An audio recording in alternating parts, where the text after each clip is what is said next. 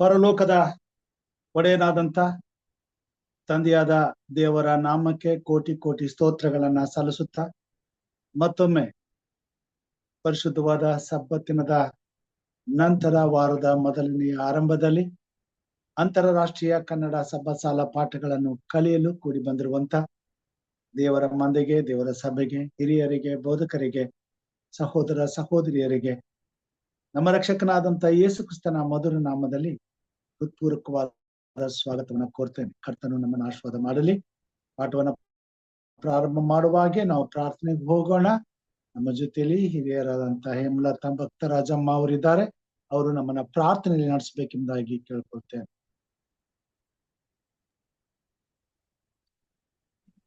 ನಮಸ್ಕಾರ ಪಾಸ್ಟರ್. ನಮಸ್ಕಾರ. ಪ್ರಾರ್ಥನೆ ಮಾಡೋಣ.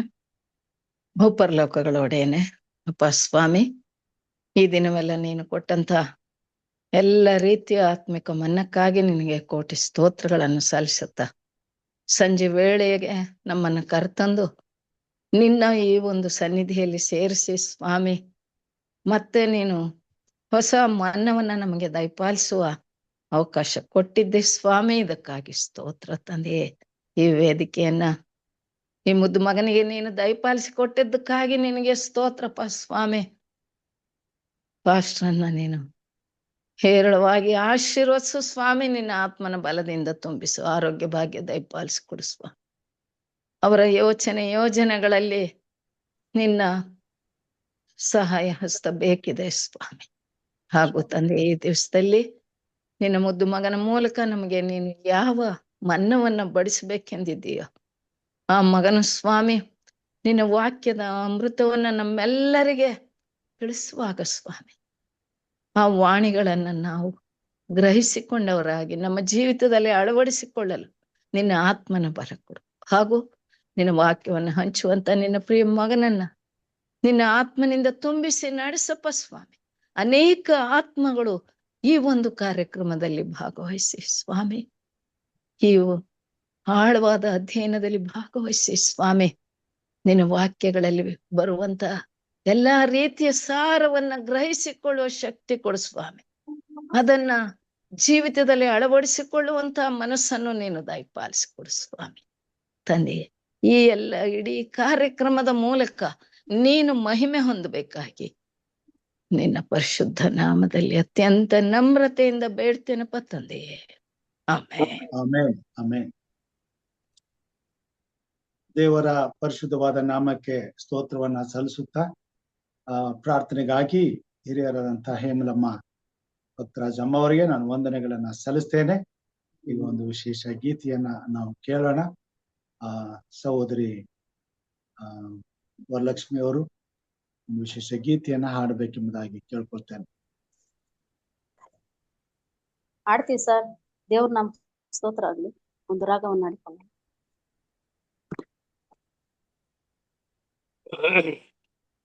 ಜೀವಿಸುವೆ ನಿನಗಾಗಿಯೇ, ನಾ ಜೀವಿಸುವೆ ನಿನಗಾಗಿಯೇ, ಯೇಸು ದೇವಾ ನನ್ನ ಜೀವ, ಜೀವಿಸುವೆ ನಿನಗಾಗಿಯೇ, ಜೀವಿಸುವೆ ನಿನಗಾಗಿಯೇ. ಪರದಿಂದ ಹಿಡಿದ ಕುರಿ ಮರಿ ನೀನು, ಮನುಕುಲದ ರಕ್ಷಣೆಗೆ ಬಲಿಯಾದೆ ನೀನು. ಪರದಿಂದ ಹಿಡಿದ ಕುರಿ ಮರಿ ನೀನು, ಮನುಕುಲದ ರಕ್ಷಣೆಗೆ ಬಲಿಯಾದೆ ನೀನು. ಭಗವಂತನ ಏಕೈಕ ಪುತ್ರನು ನೀನು, ಮಾನವ ಜನ್ಮ ಪಡೆದು ಸುಖವಾದೆ ನೀನು. ಭಗವಂತನ ಏಕೈಕ ಪುತ್ರನು ನೀನು, ಮಾನವನ ಜನ್ಮ ಪಡೆದು ಸುಖವಾದೆ ನೀನು. ಜೀವಿಸುವೆ ನಿನಗಾಗಿಯೇ, ನಾ ಜೀವಿಸುವೆ ನಿನಗಾಗಿಯೇ, ಯೇಸು ದೇವಾ ನನ್ನ ಜೀವ, ಜೀವಿಸುವೆ ನಿನಗಾಗಿಯೇ, ಜೀವಿಸುವೆ ನಿನಗಾಗಿಯೇ. ಬಂಧಿತರ ರಕ್ಷಣೆಯ ಭರವಸೆ ನೀನು, ನೊಂದವರ ನೋವಿಗೆ ನಲಿವಾದೆ ನೀನು.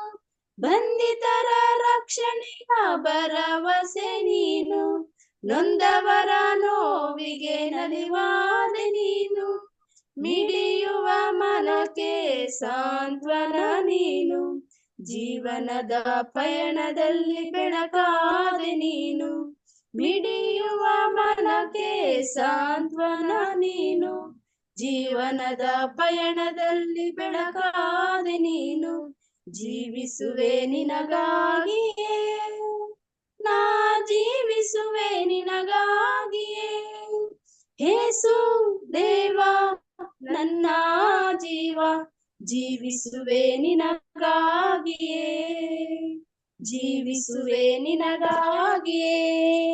ಆಮೇನ್. Thank you sir. ಆಮೇನ್. ತುಂಬಾದಂತಹ ಹಾಡಿಗಾಗಿ ಸಹೋದರಿ ವರಲಕ್ಷ್ಮಿ ಅವರಿಗೆ ವಂದನೆಗಳನ್ನ ಸಲ್ಲಿಸ್ತೇನೆ. ಈ ದಿನದ ಪಾಠವನ್ನ ಹಿರಿಯರಾದಂತಹ ಪ್ರಸನ್ನ ಕುಮಾರ್ ಅವರು ತಗೋಬೇಕಾಗಿತ್ತು. ಅವರು ಇವತ್ತು ಮತ್ತು ನಾಳೆ 2 ದಿನಗಳು ಬೇರೆ ಕೂಟಗಳಲ್ಲಿ ಬ್ಯುಸಿಯಾಗಿರೋದ್ರಿಂದ ಈ 2 ದಿನಗಳ ಪಾಠಗಳನ್ನ ನಾನು ಮುಂದುವರಿಸುವಂತನಾಗಿದ್ದೇನೆ. ನಂತರ ಈ ವಾರದ ಪಾಠಗಳನ್ನ ಅವರು ಮುಂದುವರಿಸ್ತಾರೆ. ಸೊ ಈ ವಾರದ ಪಾಠ 10ನೇ ಪಾಠಕ್ಕೆ ನಾವು ಬಂದಿದ್ದೇವೆ. ಕಳೆದ ವಾರ ದೇವರು ನಮ್ಮನ್ನ ಅದ್ಭುತವಾಗಿ ನಡೆಸಿದ್ರು. ಅನೇಕ ಸತ್ಯವನ್ನ ನಾವು ಅರ್ಥ ಮಾಡಿಕೊಳ್ಳೋದಕ್ಕೆ ಸಹಾಯ ಮಾಡುದು. ಈ ಭೂಮಿ ಮೇಲಿರುವಂತ ಗೊಂದಲಕ್ಕೆ ಕೆಲವರಾದ್ರೂ ಅದರಿಂದ ಬಿಡುಗಡೆ ಹೊಂದೋದಕ್ಕೆ, ಆ ಗೊಂದಲದಿಂದ ಹೊರಗಡೆ ಬರೋದಕ್ಕೆ, ನಮ್ಮ ಮನಸ್ಸು ಕೆಲವೊಂದು ವಿಷಯಗಳಲ್ಲಿ ದೇವರ ನಡೆಸುವಿಕೆ ವಿಷಯದಲ್ಲಿ ಸರಿಯಾದಂತ ಅರ್ಥ ಮಾಡಿಕೊಂಡು ನಮ್ಮ ಜೀವಿತದಲ್ಲಿ ನಡೆಯುವಂತ ಕಾರ್ಯಗಳಲ್ಲಿ ದೇವರು ಕಾರ್ಯ ಮಾಡುವಾಗ ಅದನ್ನ ತಪ್ಪಾಗಿ ಅರ್ಥೈಸಿಕೊಳ್ಳದೆ, ಕಾರ್ಯಗಳು ಘಟನೆಗಳು ನಡೆಯುವಾಗ ಇದು ದೇವರ ನಾಮದ ಘನತೆಗಾಗಿ, ಮಹಿಮೆಗಾಗಿ ಇವೆಲ್ಲವೂ ನಡೆಯುವಂತವುಗಳಾಗಿವೆ, ಇದು ನಡಿಬೇಕು ಅನ್ನೋದನ್ನ ಅರ್ಥ ಮಾಡಿಕೊಂಡು ಅದಕ್ಕೆ ನಾವು ಸ್ಪಂದಿಸುವಂತೆ, ನಮ್ಮ ಹೃದಯಗಳನ್ನ ಒಪ್ಪಿಸಿಕೊಡುವಂತ ಮತ್ತು ಯಾವುದೇ ಪರಿಸ್ಥಿತಿಯಲ್ಲಿ ದೇವರ ಮೇಲೆ ಸಂಶಯವನ್ನ ಹೊಂದದೆ ನಿರಾಳವಾಗಿ ದೇವರ ನಡೆಸುವಿಕೆಯನ್ನ ನಂಬುವಂತೆ ನಮಗೆ ಕಳೆದ ವಾರದ ಪಾಠದಲ್ಲಿ ಸ್ವಲ್ಪ ಮಟ್ಟಿಗಾದರೂ ನಮ್ಮನ್ನ ದೇವರು ಸಂತೈಸಿದ್ದಾನೆ, ನಡೆಸಿದ್ದಾನೆ, ಬಲಪಡಿಸಿದ್ದಾನೆ ಎಂಬುದಾಗಿ ನಾನು ನಂಬುತ್ತೇನೆ. ಕಳೆದ ಪಾಠದಲ್ಲಿ ಕಲ್ತ್ವಿ ನಾವು ಪ್ರಾಮುಖ್ಯವಾಗಿ ದೇವರು ಕೆಟ್ಟದಕ್ಕೇನು ಸಂಬಂಧಪಟ್ಟವನಲ್ಲ ಮತ್ತು ಪಾಪದ ಉಗಮ ಬೇರೆ ಇನ್ಯಾರಿಂದಲೂ ಇಲ್ಲ, ಅದು ಕೇವಲ ಸೈತಾನನ ಮನಸ್ಸಿನಲ್ಲಿಯೇ ಹುಟ್ಟಿದಂತ ಒಂದು ದುರ್ಘಟನೆ. ಸೊ ಅಲ್ಲಿಂದ ಸೈತಾನನು ತನ್ನ ಮನಸ್ಸಿನಲ್ಲಾದಂತ ಈ ಒಂದು ಕೆಟ್ಟ ಭಾವನೆಯನ್ನ ಬೆಳೆಸಿಕೊಳ್ಳುತ್ತಾ ಅದಕ್ಕೆ ಅವನು ಪಶ್ಚಾತ್ತಾಪ ಪಡದೆ ಅದನ್ನ ಮರೆಮಾಚಿ ಮುಚ್ಚಿಕೊಂಡು ಹೇಗೆ ತನ್ನ ಕಾರ್ಯವನ್ನ ದೇವರಿಗೆ ವಿರುದ್ಧವಾಗಿ ತನಗಿರುವಂತ ಈ ದುರಾಶೆಗಳನ್ನ ನೆರವೇರಿಸುವುದಕ್ಕೆ ಕುತಂತ್ರಗಳನ್ನ ಉಪಯೋಗಿಸಿ ದೇವರ ಜೊತೆಯಲ್ಲೇ ಇದ್ದುಕೊಂಡು ದೇವರ ಸರ್ಕಾರವನ್ನ ಕೆಡಿಸುವಂತ ಪ್ರಯತ್ನ ಮಾಡಿದನು, ಕೆಡಿಸಿದನು. ಅಲ್ಲಿಂದ ಮುಂದೇನಾಯ್ತು, ಇದೆಲ್ಲ ವಿಚಾರಗಳನ್ನ ನಾವು ತಿಳ್ಕೊಂಡು ಕೊನೆಗೆ ಒಂದು ಸತ್ಯವಂತ ನಮ್ಗೆ ಅರ್ಥ ಆಯ್ತು. ದೇವರು ಕೆಟ್ಟದಕ್ಕೇನು ಸಂಬಂಧಪಟ್ಟವನಲ್ಲ, ಕೆಟ್ಟದ್ದೇನಿದ್ರು ಕೂಡ ಸೈತಾನನೇ ಅದಕ್ಕೆ ಮೂಲ ಎಂಬತಕ್ಕಂತ ಒಂದು ಮಹತ್ತರವಾದಂತ ಸತ್ಯವನ್ನ ನಾವು ತಿಳ್ಕೊಂಡು ಈಗ ಇನ್ನಷ್ಟು ಇದಕ್ಕೆ ಆಧಾರವಾಗಿ ಪೂರಕವಾಗಿ ಈ ಮಹಾ ಹೋರಾಟದಲ್ಲಿ ನಡೆಯುವಂತ ಘಟನೆಗಳ ಅರ್ಥ ಮಾಡಿಕೊಳ್ಳುವಾಗೆ ಮತ್ತು ಅರ್ಥ ಮಾಡಿಕೊಡುವ ಹಾಗೆ ದೇವರು ನಮ್ಮ ಮುಂದೆ ಇನ್ನೂ ಅನೇಕ ವಿಷಯಗಳನ್ನ, ಸಂಗತಿಗಳನ್ನ ನಮಗೆ ತಿಳಿಯಪಡಿಸಿ ನಮ್ಮನ್ನು ಸತ್ಯದಲ್ಲಿ ಬಲಪಡಿಸುವಂತ ಕೆಲಸವನ್ನ ಮಾಡುವಂತವನಾಗಿದ್ದಾನೆ. ಇವತ್ತು ನಾವು ಕಲಿತಕ್ಕಂಥ ಪಾಠ ಒಪ್ಪಂದದ ನೀತಿ ನಿಯಮಗಳು, ಇಂಗ್ಲಿಷ್ ನಲ್ಲಿ ರೂಲ್ಸ್ ಆಫ್ ಎಂಗೇಜ್ಮೆಂಟ್ ಎಂಬುದಾಗಿ ತಿಳಿಸಲ್ಪಟ್ಟಿದೆ. ಎಂಗೇಜ್ಮೆಂಟ್ ನಿಯಮಗಳು ಎಂಬುದಾಗಿ. ಸೊ ಎಂಗೇಜ್ಮೆಂಟ್ ಅಂತ ಹೇಳುವಾಗ ಇದು ಒಪ್ಪಂದನೆ ಅಂತ ನಾವು ಹೇಳ್ತೀವಿ. ಅದಕ್ಕೆ ಬೇರೆ ಬೇರೆ ಅರ್ಥಗಳಿರ್ಬೋದು. ಆದ್ರೆ ಈ ಈ ವಿಷಯದಲ್ಲಿ ನಾವು ಬಂದಾಗ ಇದು ಒಪ್ಪಂದ ಇಬ್ಬರ ನಡುವೆ ನಡೀತಕ್ಕಂಥ ಒಂದು ಮಾತುಕತೆಗೆ ಸಮ್ಮತಿಯನ್ನ ತಿಳಿಸುವಂಥದ್ದು, ಮತ್ತು ಆ ಸಮ್ಮತಿಯನ್ನ ಯಾರು ಕೂಡ ಅತಿಕ್ರಮಿಸದೆ ಅದಕ್ಕೆ ಬದ್ಧರಾಗಿ ನಡ್ಕೊಳ್ಳುವಂತ ತೀರ್ಮಾನವನ್ನ ತೆಗೆದುಕೊಳ್ಳೋದು. ಇದರಲ್ಲಿ ಅವತ್ತು ನಡೆದಂತ ಆ ಘಟನೆಗೆ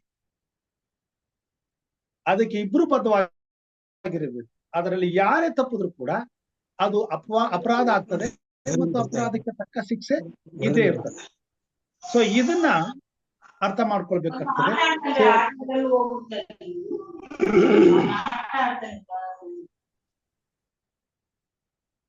ಓಕೆ, ಸೊ ದೇವರು ಹೀಗೆ ಅನೇಕ ವಿಷಯಗಳಲ್ಲಿ ಒಪ್ಪಂದ ಅನ್ನೋದನ್ನ ಈ ಭೂಮಿ ಮೇಲೆ ಇಟ್ಟಿದ್ದಾನೆ. ಸೊ ಒಪ್ಪಂದ, ಒಡಂಬಡಿಕೆ ಅಂತ ನಾವು ಕರಿತೇವೆ. ಇನ್ನು ಅನೇಕ ವಿಧವಾದ ರೀತಿಯಲ್ಲಿ ಅರ್ಥೈಸ್ಕೊಳ್ಬಹುದು. ಅಬ್ರಾಹ್ಮನ ಜೊತೆಯಲ್ಲಿ ದೇವರು ಒಡಂಬಡಿಕೆಯನ್ನ ಮಾಡಿಕೊಂಡನು. ಸೊ ಹೀಗೆ ಮಾನವರ ಜೊತೆಯಲ್ಲಿ ಒಡಂಬಡಿಕೆಯನ್ನ ಆತನು ಮಾಡಿಕೊಂಡಿರುವುದನ್ನ ನಾವು ನೋಡುವಂತ.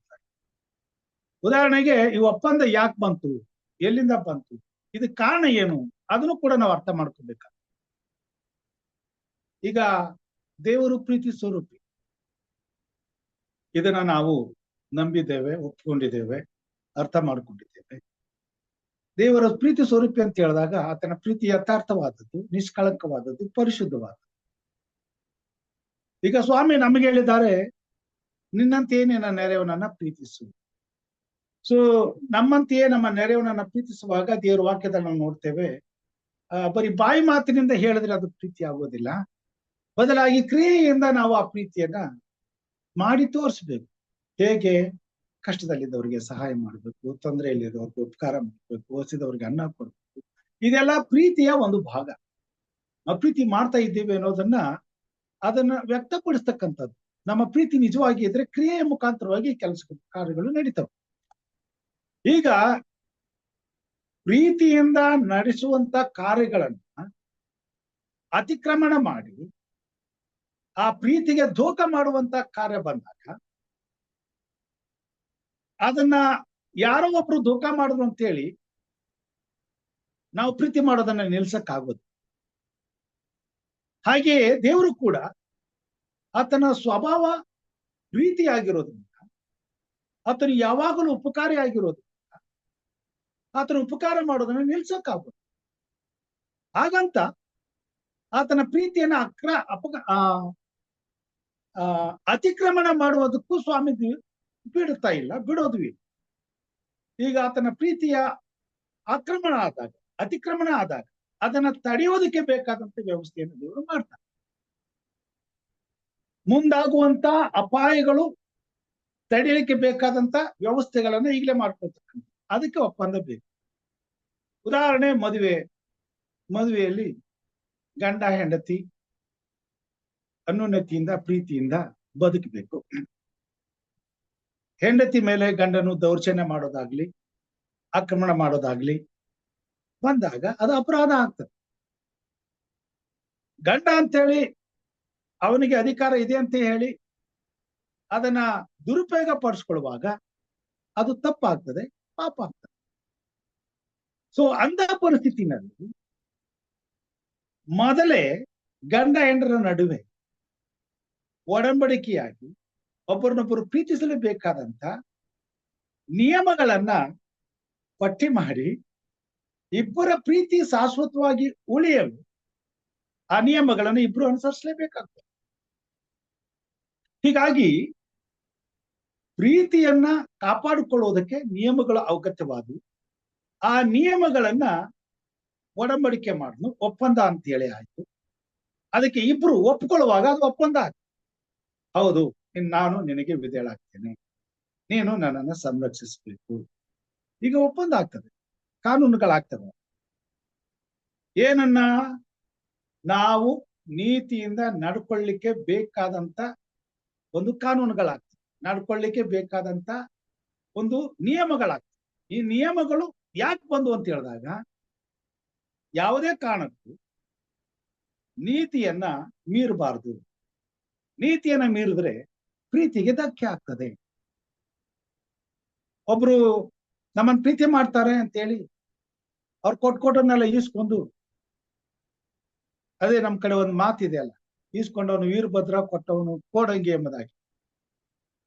ಹಾಗಾಗುವಂತ ಪರಿಸ್ಥಿತಿ ಬಂದಾಗ ಕೊಟ್ಟವನ್ ಏನ್ ಮಾಡ್ಬೇಕು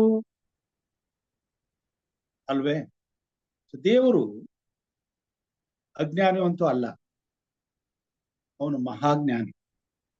ಮುಂದಾಗೋದನ್ನೆಲ್ಲ ಯೋಚನೆ ಮಾಡಿನೇ ಈ ಲೋಕದಲ್ಲಿ ಆದಿಯಲ್ಲಿಯೇ ತಾನು ಪ್ರೀತಿ ಸ್ವರೂಪಿ ಆಗಿರೋದ್ರಿಂದ ಇಂಥ ಅತಿಕ್ರಮಣ ನಡೆಯಬಹುದು ಎಂಬುದನ್ನು ಊಹಿಸಿ ಆತನು ತನಗೆ, ತನ್ನ ಜೊತೆಯಲ್ಲಿ ಇರ್ತಕ್ಕಂಥವರಿಗೆ ತನ್ನಿಂದಲೂ ಅನ್ಯಾಯ ಆಗ್ಬಾರ್ದು, ಅವರಿಂದಲೂ ತನ್ನ ಸರ್ಕಾರದಲ್ಲಿ ಯಾರಿಗೂ ಅನ್ಯಾಯ ಆಗ್ಬಾರ್ದು. ಅದಕ್ಕಾಗಿ ಆತನು ನಿಯಮಗಳನ್ನ ಮೊದಲೇ ಮಾಡಿಟ್ಟಿದ್ದ. ಆ ನಿಯಮಗಳು 10 ಆಜ್ಞೆಗಳು. ದೇವರ ಮೇಲನ ಪ್ರೀತಿ ದೇವರ 10 ಆಜ್ಞೆಗಳನ್ನ ಕೈಕೊಂಡು ನಡೆಯುವುದೇ ಎಂಬುದಾಗಿ ಹೇಳಿ, ದೇವರ ಪ್ರೀತಿಯನ್ನ ಕಾಪಾಡಬೇಕಾದ್ರೆ ಈ 10 ಆಜ್ಞೆಗಳನ್ನ ಕೈಕೊಂಡು ನಡಿಬೇಕು. ಈ ಆಜ್ಞೆಗಳನ್ನ ಕೈಕೊಂಡು ನಡೆಯೋದಕ್ಕೆ ಬದ್ಧರಾಗ್ತೀವಿ ಅನ್ನೋದನ್ನೇ ಒಪ್ಪಂದವನ್ನಾಗಿ ಮಾಡ್ತೀವಿ. ಒಬ್ಬನು 100 ರೂಪಾಯಿ ಇಸ್ಕೊಂಡು ಕೇಳ್ತಾನೆ, ಅವನಿಗೆ ಸಾಲ ಕೊಡ್ಬೇಕಾದದ್ದು. ಅವನ ಪ್ರೀತಿ ಮಾಡೋದ್ರಿಂದ ಅವನ್ ಕಷ್ಟದಲ್ಲಿ ಇದ್ದಾನೆ ಅಂತ ಹೇಳಿ ಕರುಣೆ ತೋರಿ ಅವನಿಗೆ 100 ರೂಪಾಯಿ ಕೊಡ್ತೀವಿ. ಇಸ್ಕೊಂಡು ಹೋಗ್ತಾನೆ, ಅವನ ಕಷ್ಟ ಪರಿಹಾರ ಆದ್ಮೇಲೆ ಅವನು ವಾಪಸ್ಸು ತಂದು ಕೊಡ್ಬೇಕು. ಕೇಳಕ್ ಹೋದಾಗ ಎದೆ ಮೇಲೆ ಹಂಗಿಡ್ಕೊಂತಾನೆ, ನೀನ್ ಯಾರು ನಾನು ದುಡ್ಡು ಕೇಳೋಕೆ, ಕೊಡಲ್ಲ, ಏನ್ ಮಾಡ್ಕೋತೀವಿ? ಇದು ಪ್ರೀತಿಗೆ ವಿರುದ್ಧವಾಗಿ ಮಾಡುವಂತ ಒಂದು ಏನಂತಾರೆ ಅದಕ್ಕೆ, ಅತಿಕ್ರಮಣ. ಏನ್ ಮಾಡ್ಕೋತೀಯ ನೀನು? ಕೊಡೋದಿಲ್ಲ. ಈಗ ಇದು ಅನ್ಯಾಯ ಆಗ್ತದೆ, ಅಕ್ರಮ ಆಗ್ತದೆ. ಸೊ ಇದನ್ನ ತಡಿಬೇಕು. ಮತ್ತು ಈ ರೀತಿ ಇದು ವಿಪರೀತ ಆದಾಗ ಇದಕ್ಕೆ ಅಂತ್ಯ ಆಗ್ಲೇಬೇಕು. ಸೊ ಅಂತ್ಯ ಆಗ್ಬೇಕಾದ್ರೆ ಕಾನೂನು ಬೇಕಾಯ್ತು, ತಡಿಬೇಕಾದ್ರೆ ಕಾನೂನು ಬೇಕಾಯ್ತು.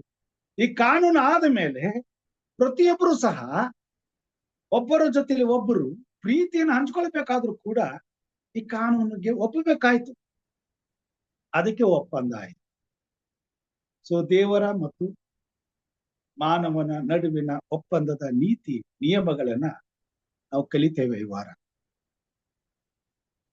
ಇದನ್ನ ದೇವರ ನೀತಿ ನಿಯಮಗಳ ಪರಿಪೂರ್ಣವಾದಂತ ಬೆಲೆ, ಪ್ರಾಮುಖ್ಯತೆ ಏನು, ಯಾಕೆ ದೇವರು ಆಜ್ಞೆಗಳನ್ನ ಇಟ್ಟಿದ್ದಾನೆ, ಯಾಕೆ ನಾವು ದೇವರ ಆಜ್ಞೆಗಳನ್ನ ಕೈಕೊಂಡು ನಡೀತೀವಿ, ಇದರ ಪ್ರಾಮುಖ್ಯತೆಯನ್ನ ಇಲ್ಲಿ ನಾವು ಕಲೀಲಿಕ್ಕೆ ಹೋಗ್ತೇವೆ. ಮೊದಲನೇದಾಗಿ ಈ ಪಾಠಗಳಲ್ಲಿ ನಾವು ನೋಡ್ತೇವೆ, ಈ ಅನ್ಯಾಯ, ಅಕ್ರಮ. ಈ ಅಕ್ರಮ ಅನ್ನೋದು ಶುರುವಾದದ್ದೇ ಸೈತಾನ.